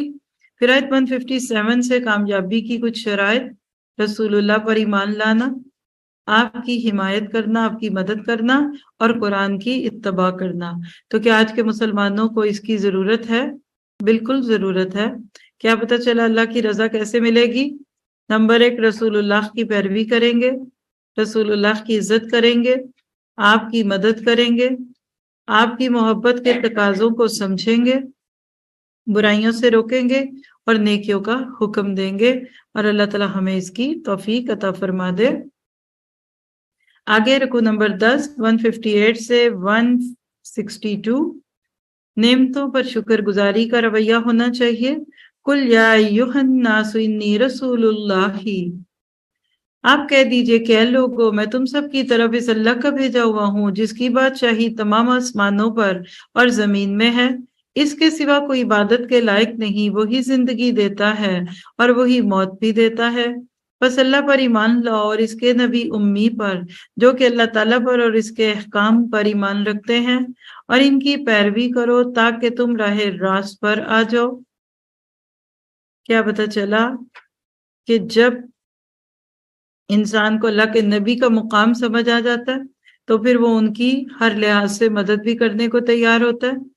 اس سے بھی یہ بات پتہ چلتی کہ ہر دور کے نبی، کیونکہ ہم اس میں نبیوں کے قصے پڑھ رہے ہیں نا، تو آپ دیکھیں گے کہ انبیاء کرام کو ماننے والے لوگوں نے اپنی زندگی میں نبیوں کو کھلی آنکھوں سے بھی دیکھ لیا، پھر بھی نہیں مانے۔ تو جس کو نہیں ماننا وہ نہیں مانتا، اور جو لوگ بن دیکھے نبی کو مان لے پھر ان کا مقام اور ان کا کتنا زیادہ مرتبہ ہوگا اللہ تعالیٰ کی نگاہوں میں۔ پھر آگے آیت 159 میں فرمایا، اور قوم موسیٰ میں ایک جماعت ایسی بھی ہے جو حق کے مطابق ہدایت کرتی ہے اور اس کے مطابق انصاف بھی کرتی ہے، اور ہم نے ان کو 12 خاندانوں میں تقسیم کر کے سب کی الگ الگ جماعت مقرر کر دی، اور ہم نے موسیٰ علیہ السلام کو حکم دیا جبکہ ان کی قوم نے ان سے پانی مانگا کہ اپنے عصا کو فلاں پتھر پہ مارو، بس فوراً اس سے 12 چشمے پھوٹ نکلے۔ ہر شخص نے اپنے پانی پینے کا موقع معلوم کر لیا، اور ہم نے ان پر ابر کا سایہ فگن کر دیا اور ان کو من و سلوہ پہنچا دیا، یعنی وہ جو ان کے اوپر نازل ہوئے تھے پرندے اور اس طرح سے ایک گھون ٹائپ چیز تھی۔ کھاؤ نفیس چیزوں میں سے جو ہم نے تم کو دی ہیں، اور انہوں نے ہمارا کوئی نقصان نہیں کیا لیکن اپنا ہی نقصان کرتے تھے۔ اس کو ہم محاورے میں کیا کہتے ہیں؟ انہوں نے اپنے پاؤں پہ خود کلہاڑی ماری۔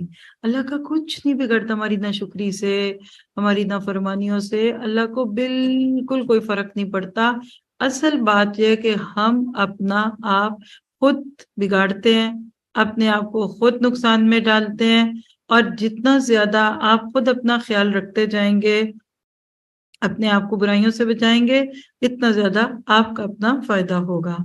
کھاؤ نفیس چیزوں میں سے جو ہم نے تم کو دی ہیں، اور انہوں نے ہمارا کوئی نقصان نہیں کیا لیکن اپنا ہی نقصان کرتے تھے۔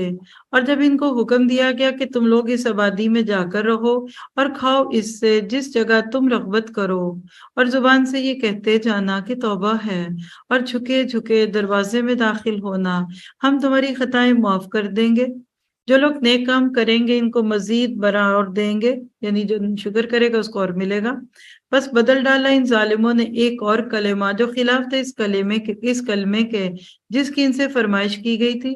اس پر ہم نے ان پر ایک آسمانی آفت بھیجی اس وجہ سے کہ وہ حکم کو ضائع کرتے تھے۔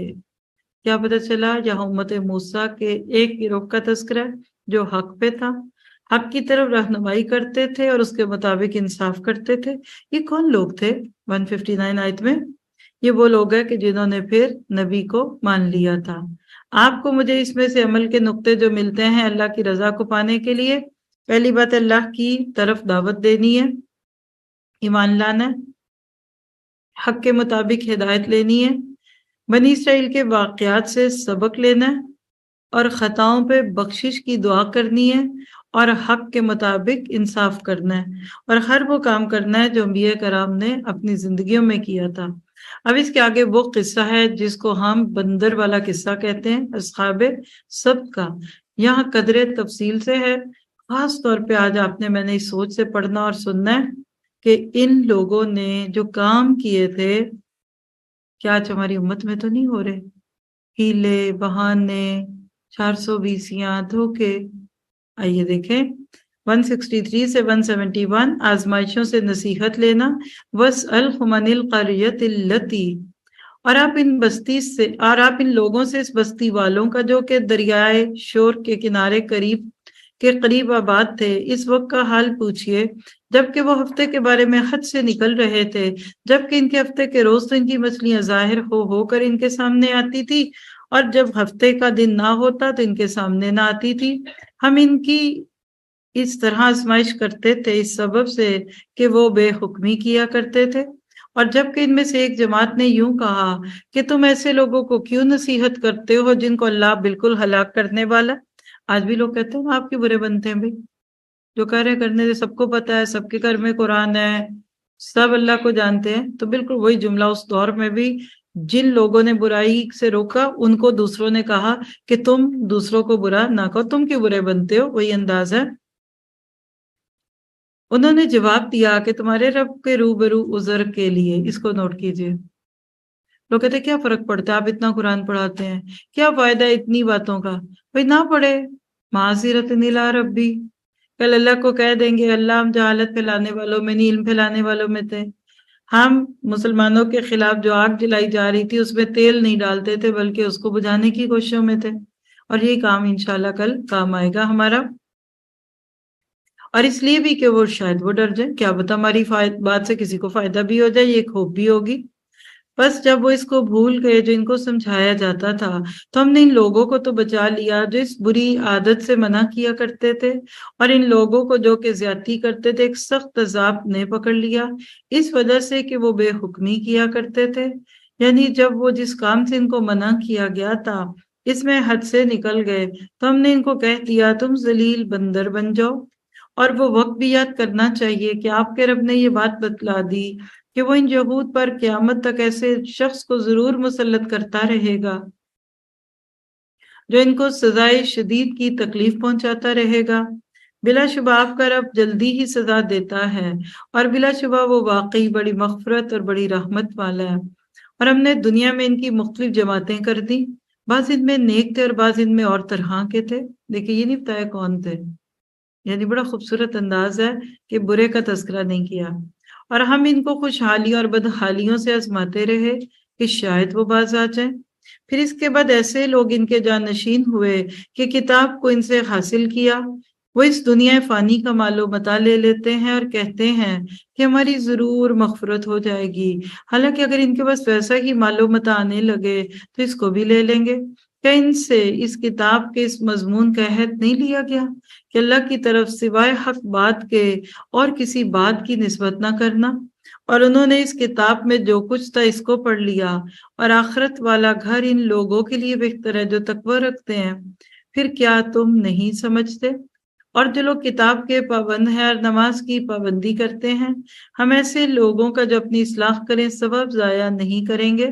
اور وہ وقت بھی قابل ذکر ہے جب ہم نے پہاڑ کو اٹھا کر صاحبان کی طرح ان کے اوپر معلق کر دیا، اور ان کو یقین ہو گیا کہ اب ان پر گرا کے گرا، اور کہا کہ جو کتاب ہم نے تم کو دی ہے اسے مضبوطی کے ساتھ قبول کرو، اور یاد رکھو کہ جو احکام اس میں ہیں اس سے توقع ہے کہ تم متقی بن جاؤ.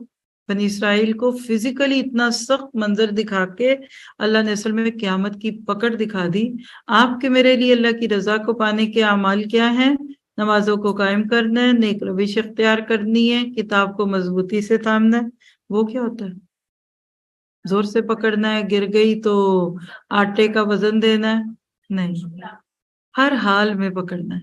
جس دن آپ کے لیے آنا مشکل ہو اس دن اسائد کو یاد رکھیے گا انشاءاللہ. بلی نصیحت کرنی ہے، برائی سے روکنا ہے، پہلے اپنی اور پھر دوسروں کی اصلاح کرنی ہے، اور خاص طور پہ ہیلے بہانے نہیں کرنے.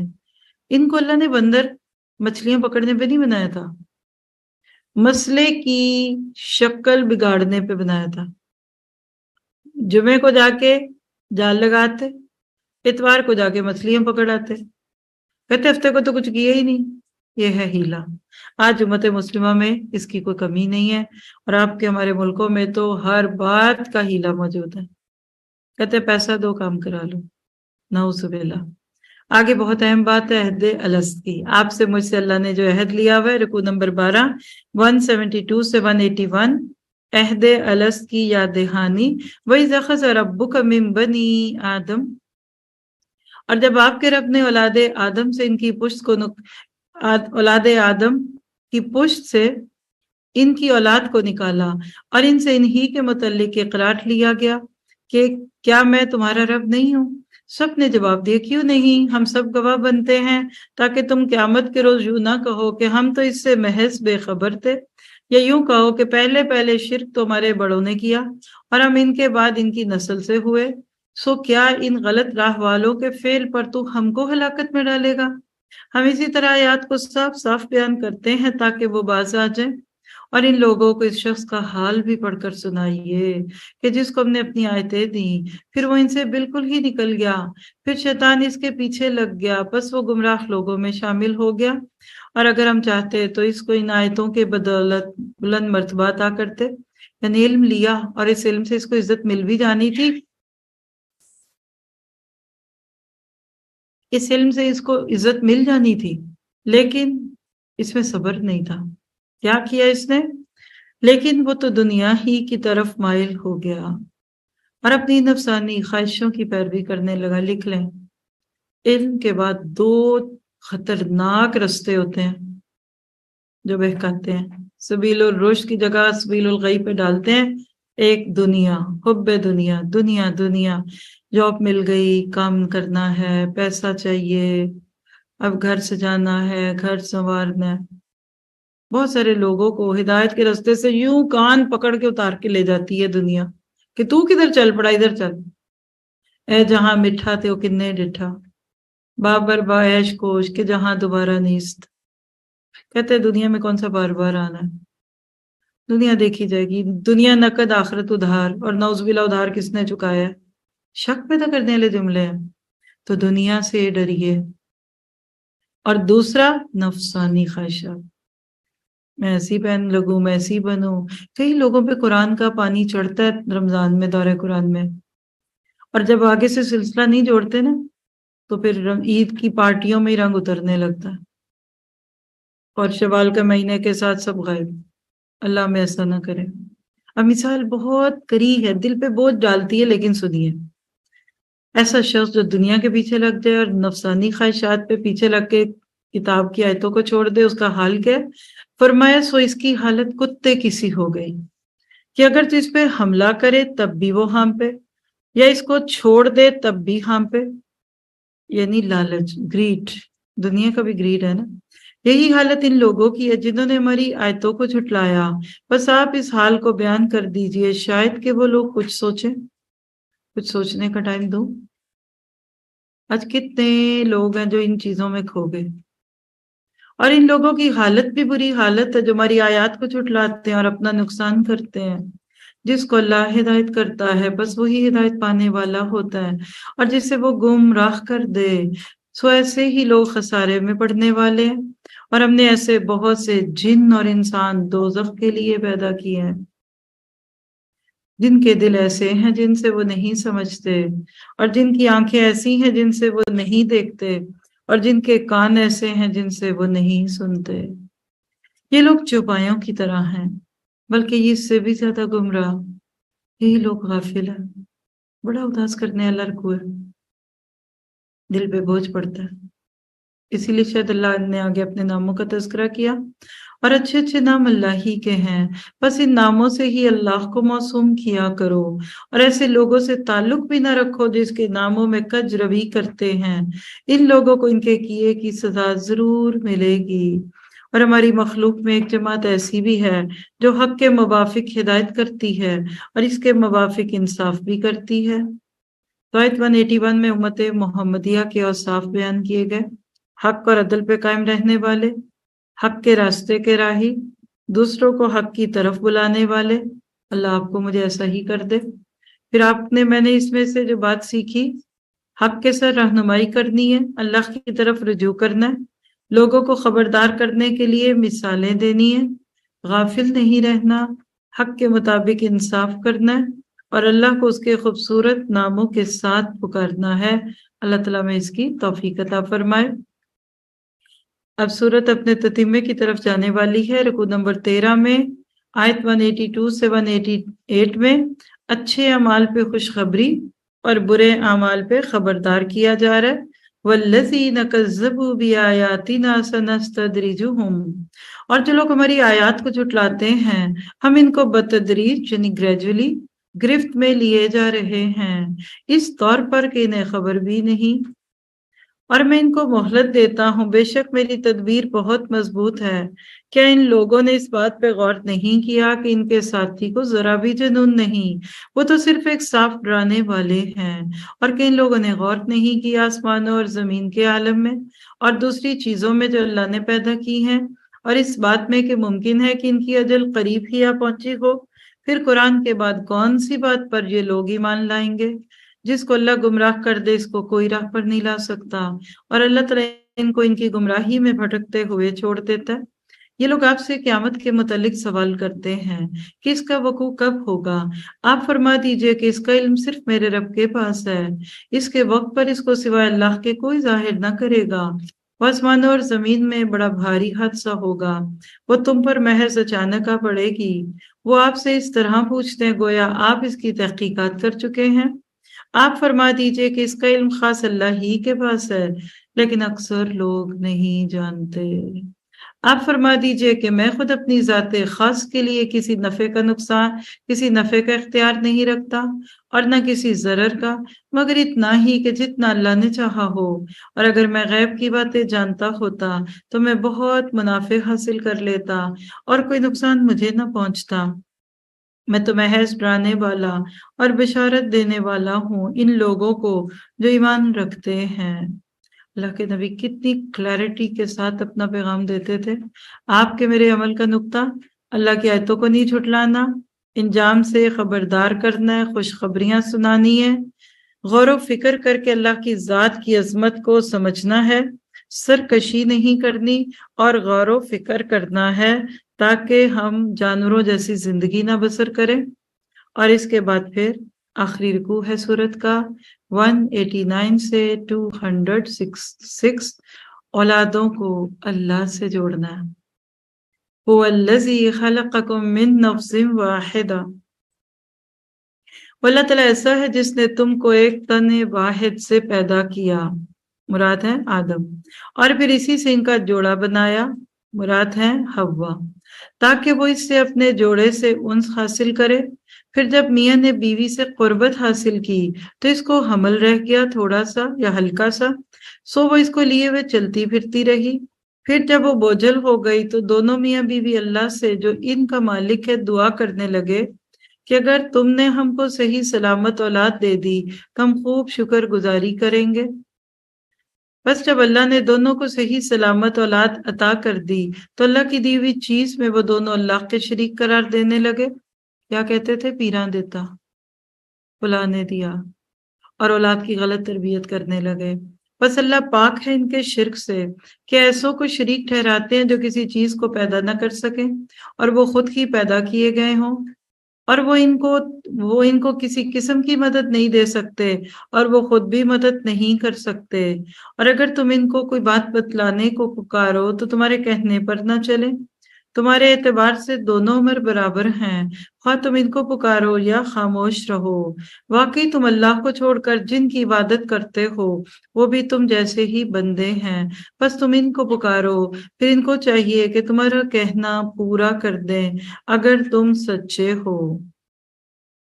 کیا ان کے پاؤں ہیں جن سے وہ چلتے ہوں؟ سوچئے، یعنی جو ان کے بت ہوتے تھے نا اکثر ان کی ڈمی شکلیں بنی ہوتی تھی، اس کی طرف اشارہ ہے، ذرا تصور میں لائیے۔ تو کیا ان کے پاؤں ہیں جن سے وہ چلتے ہوں، یا ان کے ہاتھ ہیں جن سے وہ کسی چیز کو تھام لے، یا ان کی آنکھیں ہیں جن سے وہ دیکھتے ہوں، یا ان کے کان ہیں جن سے وہ سنتے ہوں؟ آپ کہہ دیجئے کہ تم سب اپنے شرکا کو بلا لو، پھر میری ضرر رسانی کی تدبیر کرو، پھر مجھ کو ذرا سی بھی مہلت مت دو۔ یقیناً میرا پروردگار تو اللہ ہے جس نے یہ کتاب نازل فرمائی، اور وہ نیک بندوں کی مدد کرتا ہے۔ اور تم جن لوگوں کی اللہ کو چھوڑ کر عبادت کرتے ہو وہ تمہاری کچھ مدد نہیں کر سکتے، اور نہ وہ اپنی ہی مدد کر سکتے ہیں، اور ان کو اگر کوئی بات بتلانے کو پکارو تو اس کو نہ سنیں، اور ان کو آپ دیکھتے ہیں کہ گویا وہ آپ کو دیکھ رہے ہیں، اور وہ کچھ بھی نہیں دیکھتے۔ یعنی بت جو ہوتے تھے 3D بنے ہوتے تھے، بالکل جدھر سے دیکھیں ایسے لگتا ہے کہ وہ آپ کو دیکھ رہے ہیں۔ آپ درگزر اختیار کیجئے، نیک کام کی تعلیم دے، اور جاہلوں سے کنارہ ہو جائیے۔ اور آپ کو اگر کوئی وسوسہ شیطان کی طرف سے آنے لگے تو اللہ کی پناہ مانگ لیا کیجئے، بلا شبہ وہ خوب سننے اور جاننے والا ہے۔ یقیناً جو لوگ خدا ترس ہیں، جب ان کو کوئی خطرہ شیطان کی طرف سے آ جاتا ہے تو وہ یاد میں لگ جاتے ہیں، سو یکایک ان کی آنکھیں کھل جاتی ہیں، اور جو شیاطین کے تابع ہیں وہ ان کو گمراہی میں کھینچ لیے جاتے ہیں، بس وہ باز نہیں آتے۔ اور پھر جب کبھی کوئی معجزہ ان کے سامنے ظاہر نہیں کرتے آپ، تو وہ لوگ کہتے ہیں کہ آپ یہ معجزہ کیوں نہ لائے۔ آپ کہہ دیجئے کہ میں اس کی پیروی کرتا ہوں جو مجھ پر میرے رب کی طرف سے حکم بھیجا گیا ہے۔ یہ گویا بہت سی دلیلیں ہیں تمہارے رب کی طرف سے، اور ہدایت اور رحمت ان لوگوں کے لیے جو ایمان رکھتے ہیں۔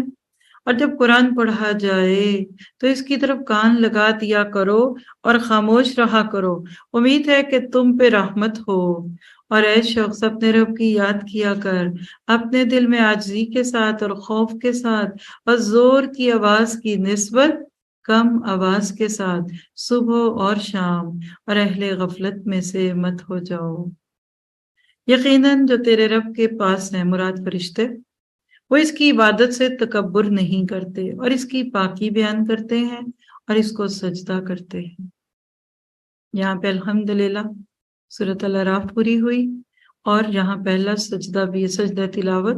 فرض تو نہیں ہے، اجر بہت ہے، جب یہاں سے بعد میں اٹھیں گے تو چاہیں تو آپ سجدہ کر لیجئے گا، لیکن آپ کو مجھے اس آخری رکوع سے جو بات سمجھ آئی، وہی کی پیروی کرنی ہے، اللہ تعالیٰ سے دعا کرنی ہے، اللہ کو ولی بنانا ہے، اور شیطان کی اکساہٹوں سے اللہ تعالیٰ کی پناہ مانگنی ہے، اور جاہلوں سے منہ موڑنا ہے، اور نیکی کا حکم دینا ہے، اللہ سے ڈرنا ہے، قرآن کو توجہ اور غور سے سننا ہے، رب کو عاجزی سے، خوف سے، پست آواز سے یاد کرنا ہے، اور اپنے رب کو یاد کرتے ہوئے یہ دعا کرنی ہے کہ اللہ ہمیں ایسا بنا دے کہ قیامت کے دن جب تو ہمیں دیکھے تو تجھے ہم پہ پیار آ جائے۔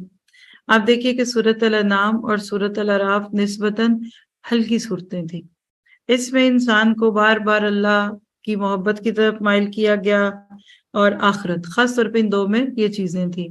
اب آگے دوبارہ سورۃ انفال سے لے کے سورۃ توبہ تک اگر بات کر لوں تو یہ دونوں مدنی صورتیں ہیں۔ یہ دونوں صورتیں کیا ہیں؟ بس یہ کہہ سکتی ہوں کہ صحابہ رضی اللہ عنہم میں شامل کیوں ہوئے، اس کا جواب ہے۔ کیا خوبصورت طریقے سے اسلام کا دفاع کیا گیا، کیسے ہوا، انشاءاللہ یہ جو چند آیات ہیں اس کو پڑھ کے اینڈ پہ جو بھی وقت ہوگا اس پہ اس کے پر ہم بات کریں گے۔ سورۃ الانفال، اور انفال نفل کی جمع والنٹیئر چیز کو کہتے ہیں، اور سورت ترتیب میں 8ویں سورت ہے، اور 40 آیات ہیں اس رکوع میں، اس پارے میں پہلی 40 آیات ہیں۔ بسم اللہ الرحمن الرحیم، یسألونک عن الانفال قل الانفال للہ والرسول فاتقوا اللہ واصلحوا ذات بینکم واطیعوا اللہ ورسولہ ان کنتم مؤمنین۔ غزوہ بدر اسلام کے نام پہ لڑی جانے والی پہلی جنگ تھی، بہت ہی خوبصورت کامیابی بھی ہوئی اور بہت بڑا مال غنیمت بھی ملا۔ تو صحابہ کے ذہنوں میں سوال آیا کہ اس کا کیا کیا جائے، کیونکہ اس سے پہلے کے لوگ میدان جنگ کے بعد دشمن سے تو جیت جاتے تھے لیکن آپس میں لڑنے لگ جاتے تھے، خود سے ہارتے تھے۔ جو وار بوٹی یا اسپائلز آف دی اینیمیز جو جنگ میں پڑی ہوتی تھی نا میدان جنگ میں، اس کو لوٹنا شروع کر دیتے تھے اور آپس میں لڑنے لگتے تھے۔ صحابہ نے سوال کیا کہ اب اس مال کو ہم کیا کریں، تو بجائے اس کے کہ اس کی ترتیب بتائی جائے، یہ کرو، اس کو دو، خمس نکالو، یہ کا خاموش، ابھی منی میٹر کی بات بھی نہ کرنا. یہاں سے لے کے پارے کے انت تک 39 آیات میں اصلاح کردار، پختگی، ڈوز ڈونٹس. پہلے اپنے اندر ایمان لاؤ، تقوی لاؤ، آپس کے تعلقات اچھے لاؤ کرو، ساتھ کام کرنے والوں کی محبت لاؤ، ٹیم ورک کرو، لیڈرشپ مانو، امیر کی اطاعت کرو. یعنی ایک پورا ٹریننگ سیشن ہے، آپ ابھی سنیں گے انشاءاللہ. تاکہ جب یہ کرو، اور اس سوال کا جواب، جو ابھی سوال آنے لگے نا، آئیے دیکھتے ہیں اس کا جواب آپ کو 10ویں پارے کی پہلی آیت میں ملے گا. وَاعْلَمُوا أَنَّمَا غَنِمْتُم میں ذرا سا پڑھتے ہیں. رکوع نمبر 15 ہے، پہلی 10 آیات ہیں، مدد اللہ کی طرف سے آتی ہے. یہ ٹاپک ہے یسألونک عن الانفال. یہ لوگ آپ سے غنیمتوں کا حکم دریافت کرتے ہیں، آپ فرما دیجئے کہ یہ غنیمتیں اللہ کی ہیں اور رسول کی. بس تم لوگ اللہ سے ڈرو اور اپنے باہمی تعلقات کی اصلاح کرو اور اللہ تعالیٰ اور اس کے رسول کی اطاعت کرو اگر تم ایمان والے ہو. یعنی یہ کام پہلے کرو. پھر بس ایمان والے تو ایسے ہوتے ہیں کہ جب اللہ کا ذکر آتا ہے تو ان کے قلوب ڈر جاتے ہیں، اور جب اللہ تعالیٰ کی آیتیں ان کو پڑھ کر سنائی جاتی ہیں تو وہ آیتیں ان کے ایمان کو اور زیادہ کر دیتی ہیں. اور وہ لوگ اپنے رب پر توکل کرتے ہیں جو کہ نماز کی پابندی کرتے ہیں، اور ہم نے ان کو جو کچھ دیا ہے وہ اس میں سے خرچ کرتے ہیں. سچے ایمان والے یہ لوگ ہیں، ان کے بڑے درجے ہیں ان کے رب کے پاس، اور مغفرت اور عزت کی روزی ہے. جیسا کہ آپ کے رب نے آپ کے گھر سے حق کے ساتھ آپ کو روانہ کیا غزوہ بدر کے لیے نکلنے کی باتیں ہیں، اور مسلمانوں کی ایک جماعت اس کو گراں سمجھتی تھی، اور وہ اس حق کے بارے میں اس کے بعد کہ اس کا ظہور ہو گیا تھا آپ سے اس طرح جھگڑ رہے تھے کہ گویا کوئی ان کو موت کی طرف ہانکے جاتا ہے اور وہ دیکھ رہے ہیں. اور تم لوگ اس وقت کو یاد کرو جب کہ اللہ تم سے ان 2 جماعتوں میں سے ایک کا وعدہ کرتا تھا کہ وہ تمہارے ہاتھ آ جائے گی، یعنی یا ابو سفیان کا لشکر یا ابو جہل کا لشکر. اور تم اس تمنا میں تھے کہ غیر مسلح جماعت تمہارے ہاتھ آ جائے، یعنی تمہارا دل تھا ابو سفیان کے لشکر سے واسطہ پڑے جس پہ چاندی اور سونا اور اتنا سامان ہے. اور اللہ تعالیٰ کو یہ منظور تھا کہ اپنے احکام سے حق کا حق ہونا ثابت کر دے اور ان کافروں کی جڑ کاٹ دے تاکہ حق کا حق ہونا اور باطل کا باطل ہو جانا ثابت ہو جائے. یعنی اللہ کیا چاہتا تھا کہ اپنے احکام سے حق کا حق ہونا ثابت کر دے اور ان کافروں کی جڑ کاٹ دے تاکہ حق کا حق اور باطل کا باطل ہونا ثابت کر دے، گو یہ مجرم لوگ ناپسند ہی کریں. اور اس وقت کو یاد کرو جب کہ تم اپنے رب سے فریاد کر رہے تھے. آج ہم نے دعا میں یہی سیکھا. پھر اللہ نے تمہاری سن لی کہ میں تم کو 1000 فرشتوں سے مدد دوں گا جو لگاتار چلے آئیں گے. اور اللہ تعالیٰ نے یہ امداد محض اس لیے کی کہ بشارت ہو اور تاکہ تمہارے دلوں کو قرار ہو جائے، اور مدد صرف اللہ ہی کی طرف سے ہے جو کہ زبردست حکمت والا ہے. آپ دیکھیے کہ پہلی 10 آیتوں کو دیکھیے تو اس میں صحابہ کرام کے کچھ رویے جو ان کو رضی اللہ عنہ میں شامل کر گئے. ایک اللہ اور اس کے رسول کی ہر حالت میں اطاعت کرنا، ہم بھی کرتے ہیں لیکن ہر حالت میں نہیں. پھر اللہ پہ توکل کرنے والے تھے، اللہ تعالیٰ کے ان کے بڑے درجے تھے، اللہ کے ذکر سے لرز جاتے تھے، اللہ سے گڑ گڑا کر فریادیں کرتے تھے، اور اللہ تعالیٰ کی مغفرت اور رزق کے کریم کو پانے والے تھے، اللہ کے نبی کے حکم پر گھروں سے نکل آنے والے تھے. آپ نے میں نے کیا کرنا ہے اس رکوع کو پڑھ کے؟ نمبر 1 اللہ سے ڈرنا ہے، آپس کے تعلقات کی اصلاح کرنی ہے، آپس میں گھر میں بھی اور باہر بھی. جس در بھی آپ مل کے کام کریں گے نا وہاں کچھ نہ کچھ دل کھٹے پیلے نیلے میٹھے کھٹے ہوں گے، تو اس کو بہتر کرنا ہے. وہی ٹیم مضبوط ہوتی ہے جو کانہم بنیانم مرصوص کی صورت میں 2 اینٹوں کے بیچ میں محبت اور الفت کے بونڈ کے ساتھ جڑی ہوتی ہے. اس گھر میں جا کے بہت مزہ آتا ہے جہاں گھر والے محبت سے رہیں. رشک آتا ہے مجھے اس فیملی سسٹم پہ، جوائنٹ فیملی سسٹم پہ، جہاں نندے بھاوجیں دیورانیاں ساس سب ساتھ ہے، 4 بیٹے ایک ہی گھر میں رہ رہے ہیں، ایک دوسرے کی مدد بھی ہوتی ہے، دل بھی ٹھنڈا رہتا ہے.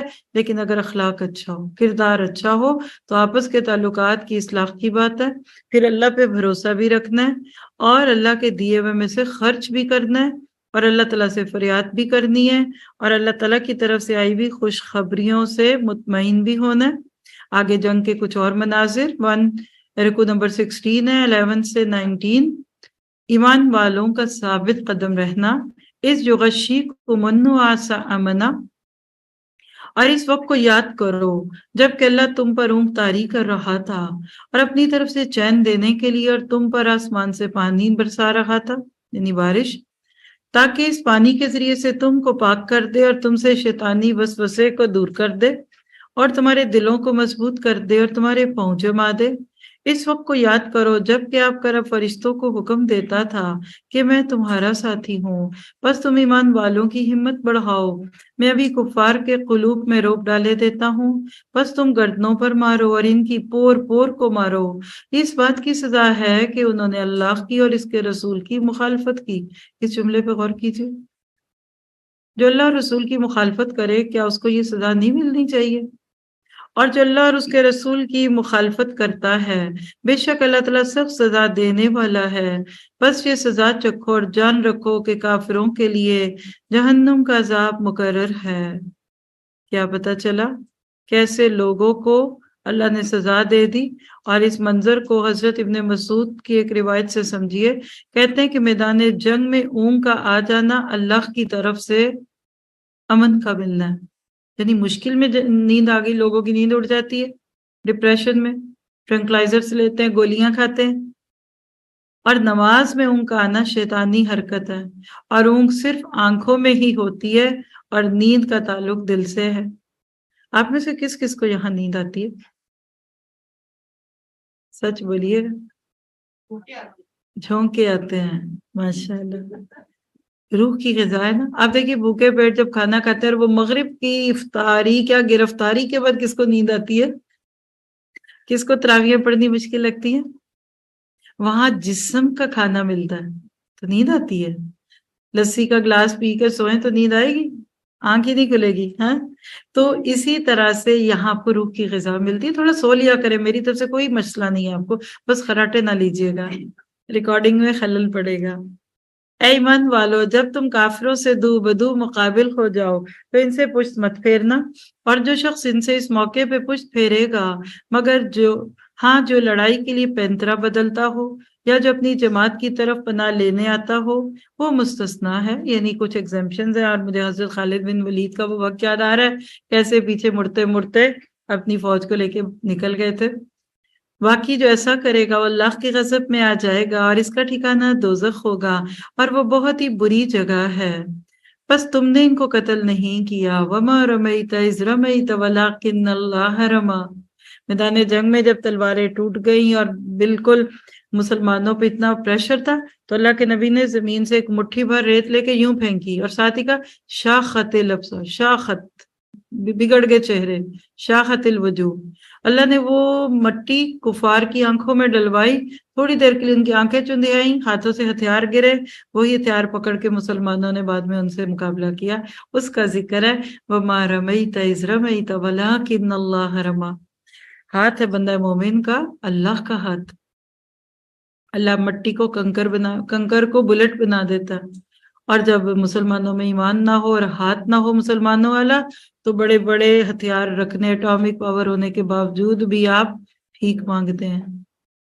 بس تم نے ان کو قتل نہیں کیا لیکن اللہ نے ان کو قتل کیا، اور آپ نے خواب کی مٹھی نہیں پھینکی بلکہ اللہ نے پھینکی، اور تاکہ مسلمانوں کو اپنی طرف سے ان کی محنت کا خوب عوض دے۔ بلا شبہ اللہ تعالیٰ خوب سننے اور جاننے والا ہے۔ ایک بات تو یہ ہوئی، اور دوسری بات یہ ہے کہ اللہ تعالیٰ کو کافروں کی تدبیر کو کمزور کرنا آتا ہے۔ اگر تم لوگ فیصلہ چاہتے ہو تو وہ فیصلہ تمہارے سامنے موجود ہوا، اور اگر باز آ جاؤ تو یہ تمہارے لیے نہایت خوب ہے، اور اگر تم پھر وہی کام کرو گے تو ہم بھی پھر وہی کام کریں گے، اور تمہاری جمعیت تمہارے ذرا بھی کام نہ آئے گی، یعنی خود کو بڑا سمجھنا گوز کتنی زیادہ ہو۔ اور واقعی بات یہ ہے کہ اللہ تعالیٰ ایمان والوں کے ساتھ ہے۔ صحابہ کرام پر اس رکوع میں اللہ کے کچھ انعامات کا تذکرہ تھا۔ کیا؟ نمبر 1، اللہ کی طرف سے اونگ آ گئی۔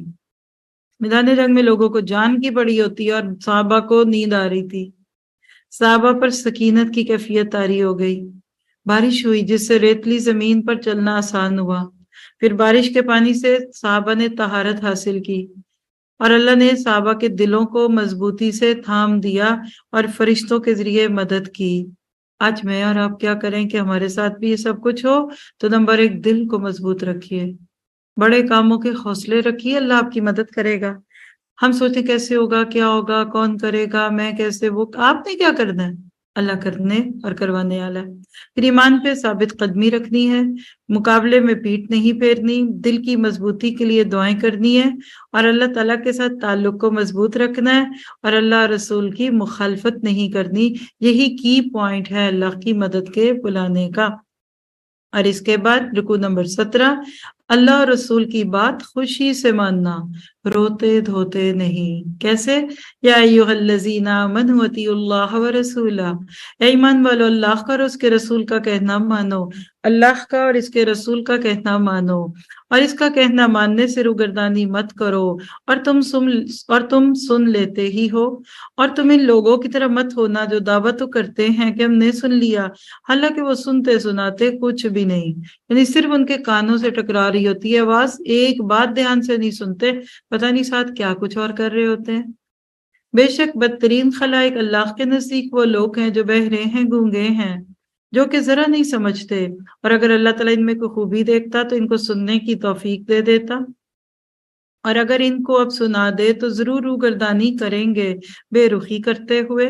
یا ایھا الذین آمنوا، اے ایمان والو تم اللہ اور رسول کے کہنے کو بجا لاؤ جبکہ رسول تم کو تمہاری زندگی بخش چیز کی طرف بلاتے ہوں۔ تبلیغ سے لے کے جہاد تک سب کچھ زندگی بخش چیزیں ہیں۔ اور جان رکھو کہ اللہ تعالیٰ آدمی کے اور اس کے قلب کے درمیان آڑ بن جایا کرتا ہے، یعنی پھر نیکی کرنے کو دل ہی نہیں کرتا جب شروع میں نہ کرو۔ اور بلا شبہ تم سب کو اللہ ہی کے پاس جمع ہونا ہے، اور تم ایسے وبال سے بچو جو خاص انہی لوگوں پر واقع نہ ہوگا جو تم میں سے ان گناہوں کے مرتکب ہوئے ہیں، اور جان رکھو کہ اللہ سخت سزا دینے والا ہے۔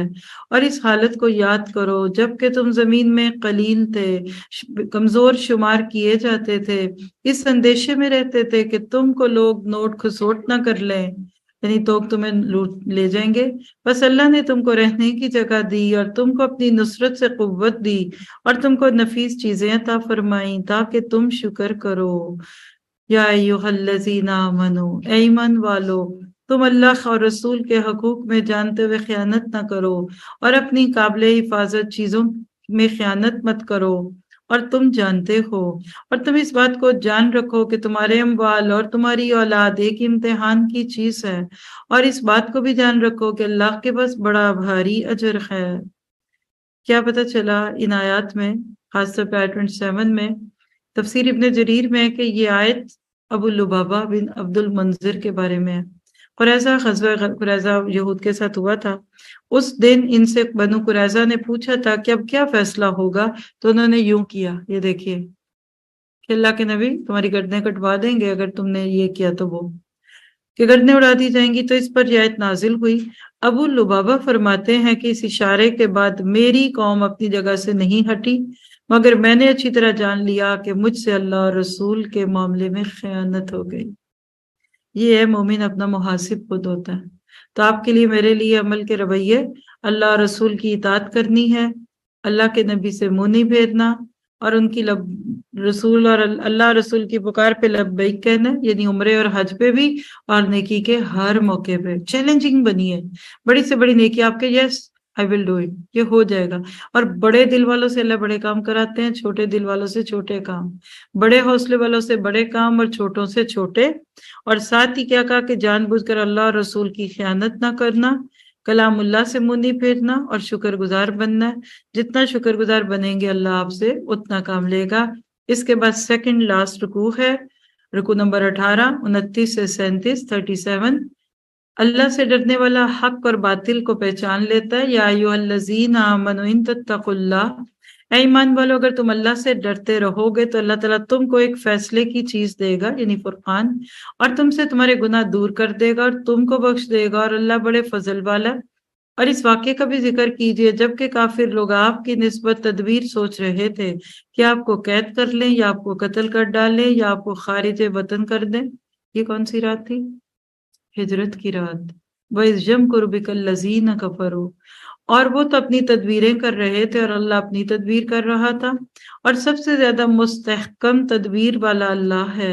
اور جب ان کے سامنے ہماری آیتیں پڑھی جاتی ہیں تو کہتے ہیں کہ ہم نے سن لیا، اگر ہم چاہیں تو اس کے برابر ہم بھی کہہ دیں۔ یہ تو کچھ بھی نہیں، صرف بے سند باتیں ہیں جو پہلوں سے منقول چلی آ رہی ہیں۔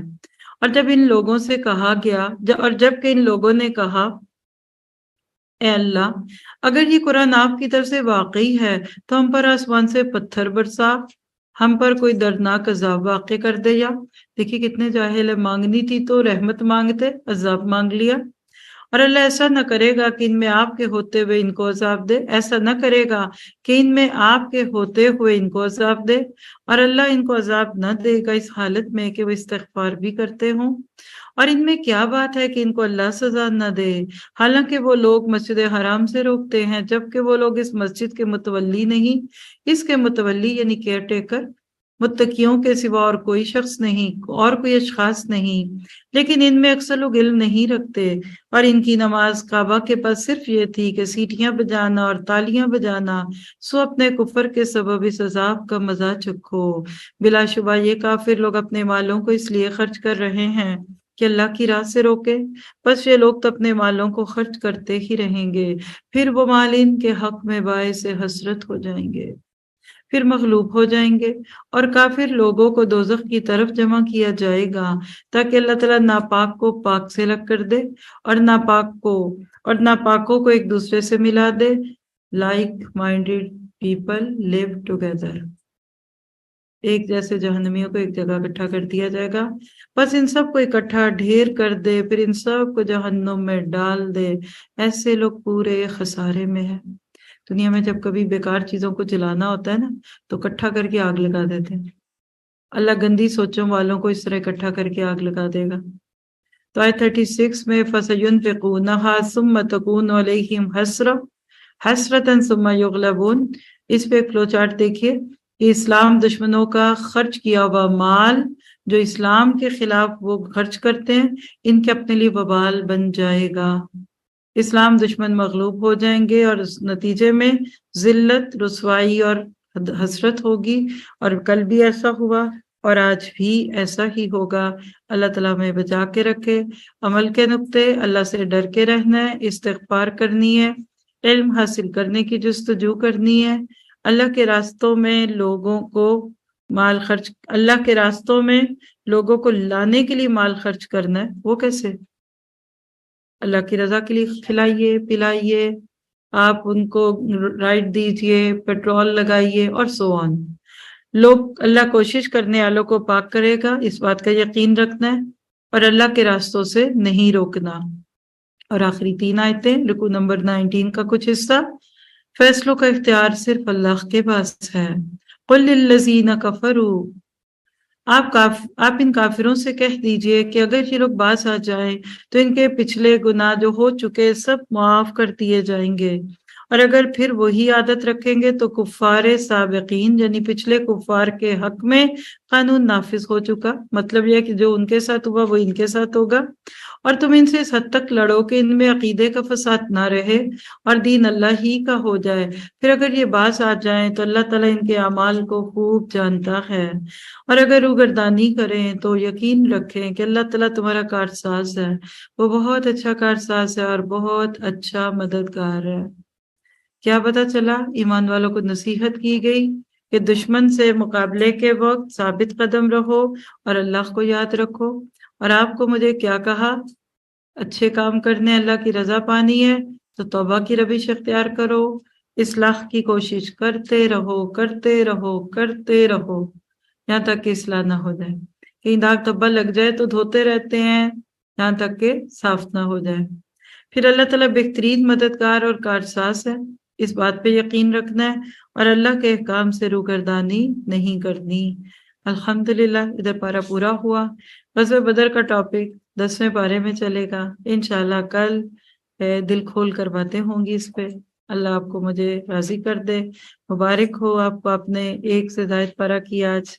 اور دیکھ لیجئے کہ وما ذالک علی اللہ بعزیز، اللہ جو کرتا ہے چاہتا ہے وہ کروا لیتا ہے۔ سبحان ربک رب العزت عما یصفون، ربنا تقبل منا انک انت السمیع العلیم وتب علینا انک انت التواب الرحیم، وصلی اللہ تعالی خیر خلقہ واصحابہ اجمعین برحمتک یا ارحم الراحمین آمین۔ السلام علیکم ورحمۃ اللہ وبرکاتہ۔ کوئی شیئرنگ کرنا چاہے تو مائک لے لے۔